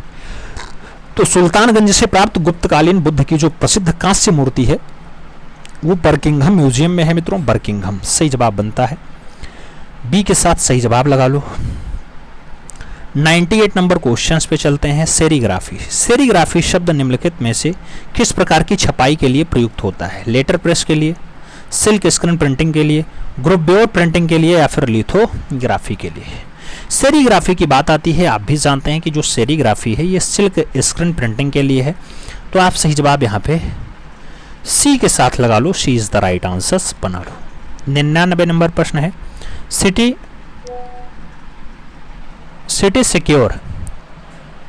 सिक्योर कांस्य प्रतिमा है, 1948 की है। क्या हेनरी मूर ने बनाई है, कॉल्डर ने बनाई है, अल्बर्टो जियोकोमेत्ती ने बनाई या फिर माइकल एंजेलो के द्वारा बनाई गई? सिटी सिक्योर की बात होती है तो सिटी सिक्योर जो प्रतिमा है अल्बर्टो जियोकोमेत्ती सही जवाब बनता है, अल्बर्टो जियोकोमेत्ती सही जवाब बी के साथ लगाओ। सिटी सिक्योर 1948 की कांस्य प्रतिमा है मित्रों, बी के साथ आंसर बन रहा है। अगला क्वेश्चन 100 नंबर पढ़ रहे हैं। शाहजहां का गुजरना 1909 की पेंटिंग है, क्या अवनींद्रनाथ टैगोर ने बनाई, नंदलाल बोस ने बनाई, छतीन्द्रनाथ मजूमदार ने बनाई या फिर यामिनी रंजन राय के द्वारा बनाई गई है? शाहजहां का गुजरना रचना मित्रों बंगाल से लिखा एक बढ़िया कलाकार अवनींद्रनाथ टैगोर सही जवाब बनते हैं, उनकी रचना है, 1909 में बनाई गई है। 101 नंबर प्रश्न पे चला जाए। पूछा गया कुतुबुद्दीन परिसर मेहरौली दिल्ली में अवस्थित इंडो इस्लामिक स्मारक है, 2.5 दिन का झोपड़ा, चांद दरवाजा, चार मीनार या फिर कुतुब उल इस्लाम मस्जिद? आपको बताना है मेहरौली दिल्ली में अवस्थित है मित्रों, इंडो इस्लामिक स्मारक है, कुतुब उल इस्लाम मस्जिद उसे कहा जाता है। डी के साथ आप आंसर्स लगा लीजिएगा, डी के साथ आप आंसर्स बनाओ। अगला क्वेश्चन आपका 102 नंबर होगा। रसमंजरी श्रृंखला का चित्रण देवीदास चितेरा ने किया था, इसका संबंध है जम्मू से है, कांगड़ा से है, बसोली से है, मांडू से? रसमंजरी श्रृंखला का चित्रण जो है वो देवीदास चितेरा के द्वारा किया गया है, वो बसोली शैली का संबंध होता है मित्रों, सही जवाब आपको बी के साथ देना होता है, B is the right answers लगाओ। 103 नंबर पे चलते हैं। मात्र देवी यानी मदर गॉडेस की जो मृण मूर्ति है वो कहाँ से प्राप्त हुई? हड़प्पा से, मोहनजोदड़ो से, लोथल से या फिर कालीबंगा से? मात्र देवी की जो मृण मूर्ति है वो कहाँ से प्राप्त हुई है? जब मृण मूर्ति की बात आए तो आप मोहनजोदड़ो आंसर्स देना, बी के साथ आपका यहाँ पे सही जवाब बनेगा, B is the right answers लगा लो। और आगे चला जाए, अपना अगला क्वेश्चन 104 नंबर आता है। पूछा गया आपसे कान पर पट्टी बांधे स्वयं का सभी ही चित्र किसने चित्रित किया था? पिकासो ने, पॉल गॉर्गिन ने, सेंजा ने या फिर वॉन गॉग ने? कान पर पट्टी बांधे स्वयं का जो शबीह बनाया जाता है वो रचना मित्रों वॉन गॉग की होती है, आप सही जवाब डी के साथ बनाओ, D is the right answers लगाओ। अगला क्वेश्चन 105 नंबर है। वर्ण। वर्ण यानी कलर क्या है? प्रकाश का गुण है, रूप का गुण है, स्थूल का रूप है या फिर रेखांकन का गुण है? वर्ण यानी कलर। कलर क्या है मित्रों? जब कलर की बात आए तो आप प्रकाश का गुण ही उसे लगाएंगे, फर्स्ट के साथ ही आंसर्स बनाएंगे, ए इज द राइट आंसर्स बनेगा। 106 नंबर क्वेश्चंस पे चलेंगे। आर एस विष्ट कौन थे? आर एस विष्ट कौन थे? लेखक थे, प्रसिद्ध समकालीन चित्रकार थे, भारत के प्रसिद्ध मूर्तिकार थे या फिर प्रसिद्ध वास्तुकार रहे हैं? आर एस विष्ट की अगर बात आती है तो मित्रों आप सही जवाब प्रसिद्ध समकालीन चित्रकार के रूप में आंसर्स लगाओगे, आर एस विष्ट सही जवाब बी के साथ यहाँ पे बनाओगे। 107 नंबर प्रश्न आपकी स्क्रीन पे है मित्रों, आपसे क्या कह रहा है? लत्तिका कट का संबंध है चित्रकला से है, मूर्तिकला से है, ग्राफिक कला से है या फिर स्थापत्य कला से है? लत्तिका कट के संबंध की बात आए तो आप मूर्तिकला के साथ आंसर्स लगाओ मित्रों, सी इज द राइट आंसर्स बनाओ। 108 नंबर प्रश्न पे चला जाए तो आपसे कह रहा है चंडीगढ़ का प्रसिद्ध रॉक गार्डन किसने बनाया? प्रेमचंद्र हैं, एम एस रंधावा हैं, नेकचंद सैनी हैं, ली कार्बूजियर का नाम है। रॉक गार्डन की बात आती है, रॉक गार्डन चंडीगढ़ में है मित्रों, बनाने का काम नेकचंद सैनी का है। सही जवाब जो है आपको बी के साथ देना होगा, B is the right answer यहाँ पे बनाना होगा। अगला क्वेश्चन 109 नंबर है। एक्रेलिक रंग का क्या गुण है? देर से सूखना है, जल्दी से सूखना है, रंग विन्यास उन्नयन के रूप में है या फिर ड्राइंग के लिए उपयोग है? एक्रेलिक रंग का क्या गुण है? एक्रेलिक रंग के अगर गुण की बात आती है मित्रों तो जल्दी से सूखना इसका गुण है, सही जवाब आप बी के साथ लगाओ, B is the right answers बनाओ। 110 नंबर प्रश्न पे हम चलते हैं। आपसे पूछा गया अजंता की गुफा संख्या 1 की चित्रकारी का समय क्या है? चौथी सदी, 7वीं सदी, 6वीं सदी या फिर 8वीं सदी? अजंता की गुफा संख्या 1 की चित्रकारी का समय क्या है आपसे पूछा जाए तो 7वीं सदी आंसर्स देना, बी के साथ आप यहाँ पे राइट आंसर्स लगा लेना, B is the right answer आ जाएगा। 111 नंबर प्रश्न पे चलेंगे। फोटो की कतरन से बना चित्र कहलाता है, फोटो की कतरन से बना चित्र कहलाता है। पेपर कोले कहते हैं, कोलाज कहते हैं, मोन्टाज कहते हैं या फिर क्रॉपिंग कह देते हैं। फोटो की कतरन से बना चित्र जो है उसको हम क्या नाम देते हैं मित्रों? तो कोलाज नाम देते हैं। सही जवाब जो बनेगा वो कोलाज के साथ बनेगा। B is the right answer लगेगा। अगला क्वेश्चन 112 नंबर आता है। पूछा गया भारत का वह स्थान जो कांच चित्रकारी के लिए प्रख्यात है। नाम कांचीपुरम है, फिरोजाबाद है, तंजौर है और त्रिवेंद्रम का नाम दिया गया। कांच चित्रकारी के लिए फेमस है मित्रों, वो प्रख्यात है आपका तंजौर। तो आप सही जवाब तंजौर के साथ देना, सी के साथ यहाँ पे सही जवाब लगा लेना। 113 नंबर प्रश्न है। रेखावली पुस्तक के लेखक हैं रामचंद्र शुक्ल जी हैं, विश्वनाथ खन्ना जी हैं, अशोक भौमिक जी हैं या फिर अशोक वाजपेयी जी हैं। रेखावली पुस्तक मित्रों, रेखावली पुस्तक की बात आए तो आप रामचंद्र शुक्ल के साथ आंसर्स दे सकते हैं। फर्स्ट के साथ सही जवाब यहाँ पे लगा सकते हैं। ए इज द राइट आंसर हो जाएगा। अगला क्वेश्चन 114 नंबर पे चला जाता है। 114 नंबर क्वेश्चन से आपसे कह रहा है भिक्षुक बुद्ध। भिक्षुक बुद्ध जो 5वीं सदी का चित्र है, भित्तीय चित्र है, अजंता की किस गुफा से प्राप्त होता है? नाम गुफा संख्या 16 का है, गुफा संख्या 17 का है, गुफा संख्या 10 का है और गुफा संख्या 2 का नाम दिया गया। भिक्षुक बुद्ध की अगर बात आती है मित्रों तो गुफा संख्या 17 से फाइनली प्राप्त होता है। सही जवाब बी के साथ हम लगाएंगे। B is the right answer बनाएंगे। अगला क्वेश्चन 115 नंबर आता है। 115 नंबर आपसे कह रहा है 11वें रंग में अंकित आहत सुअर नवपाषाण काल का है मित्रों, कहां से प्राप्त हुआ? पंचमढ़ी से, होशंगाबाद से, भीमबेटका से या फिर मिर्जापुर से। 11वें रंग से अंकित है आहत सुअर का दृश्य है मित्रों। अगर आहत सुअर पूछा जाए तो आप सही जवाब आहत सुअर या कराहता हुआ सुअर जो बताएंगे वो मिर्जापुर से ही बताएंगे। तो आप सही जवाब मिर्जापुर के साथ लगाएंगे। मिर्जापुर आंसर्स लगा लो। अगला क्वेश्चन 116 नंबर आता है, यानी 116 नंबर है। खुदा बख्श पुस्तकालय कहाँ स्थित है? लखनऊ में है, नई दिल्ली में है, जौनपुर में है या पटना में स्थित है? खुदा बख्श संग्रहालय की बात आए या खुदा बख्श पुस्तकालय की बात आए तो आप पटना के साथ आंसर्स लगाओ मित्रों। सही जवाब पटना बनेगा। डी के साथ आंसर्स लगेगा। अगला क्वेश्चन 117 नंबर पढ़ा जाए। आज का भारतीय चित्रकार उन्मुख है। भारतीय पारंपरिक कला शैली की ओर उन्मुख है, एकेडमिक शैली की ओर उन्मुख है, अमूर्त शैली की ओर उन्मुख है या फिर प्रतीकवाद शैली की ओर जो है वो उन्मुख है। आज का भारतीय चित्रकार उन्मुख है। तो आज का जो भारतीय चित्रकार है मित्रों वो अमूर्त शैली की ओर जो है जाना चाहता है, अमूर्त शैली की ओर उन्मुख है। शी के साथ आंसर्स बनेगा। 118 नंबर प्रश्न पे चला जाए। डॉक्टर जगदीश गुप्त विशेषज्ञ थे राजस्थानी कला के, मुगल कला के, पहाड़ी कला के या फिर प्रागैतिहासिक कला के। डॉक्टर जगदीश गुप्त जो विशेषज्ञ बनते हैं वो प्रागैतिहासिक से संबंधित बनते हैं। तो आप सही जवाब प्रागैतिहासिक कला के साथ लगाओ। डी के साथ अपना सही जवाब बनाओ। 119 नंबर प्रश्न है। शुंगकालीन उदयगिरी और खंडगिरी की गुफाएं कहाँ स्थित हैं? भोपाल में है, विदिशा में है, भुवनेश्वर में है या फिर कांगड़ा में स्थित है? तो मित्रों शुंगकालीन जो गुफाएं हैं उदयगिरी और खंडगिरी की, इनका संबंध भुवनेश्वर से होता है। तो आप भुवनेश्वर लगाओ। बी के साथ आप आंसर्स बनाओ। अगला क्वेश्चन पढ़ा जाए तो 120 नंबर आता है। पूछा गया अजंता की प्राचीनतम चैत्य गुफा है। गुफा संख्या 9 है, गुफा संख्या 10 है, गुफा संख्या 16 है या गुफा संख्या 1 है? अजंता की प्राचीनतम चैत्य गुफा कौन सी है मित्रों? तो सही जवाब गुफा संख्या 10 का आता है। बी के साथ सही जवाब लगाते हैं। बी इज द आप राइट आंसर्स लगाओ मित्रों। अगला क्वेश्चन 121 नंबर आएगा। आपसे पूछ रहा है भारतीय चित्रकला का स्वर्ण युग कहा जाता है? अजंता को, जोगीमारा को, पाल लघु चित्रों को या फिर भीमबेटका को? भारतीय चित्रकला का जो स्वर्ण युग है मित्रों वो अजंता को ही कहा जाता है। तो आप सही जवाब अजंता लगाओ। फर्स्ट के साथ आप सही जवाब बनाओ। ए इज द राइट आंसर आता है। अगला क्वेश्चन 122 नंबर है। आपसे कह रहा है होयसल मंदिरों की शैली है, द्रविड़ है, वेशर है, कलिंग है या फिर नागर है? होयसल मंदिरों की जो शैली बनती है मित्रों वो वेशर शैली होती है। तो सही जवाब वेशर के साथ देना। बी के साथ आप राइट आंसर्स यहाँ पे बना लेना।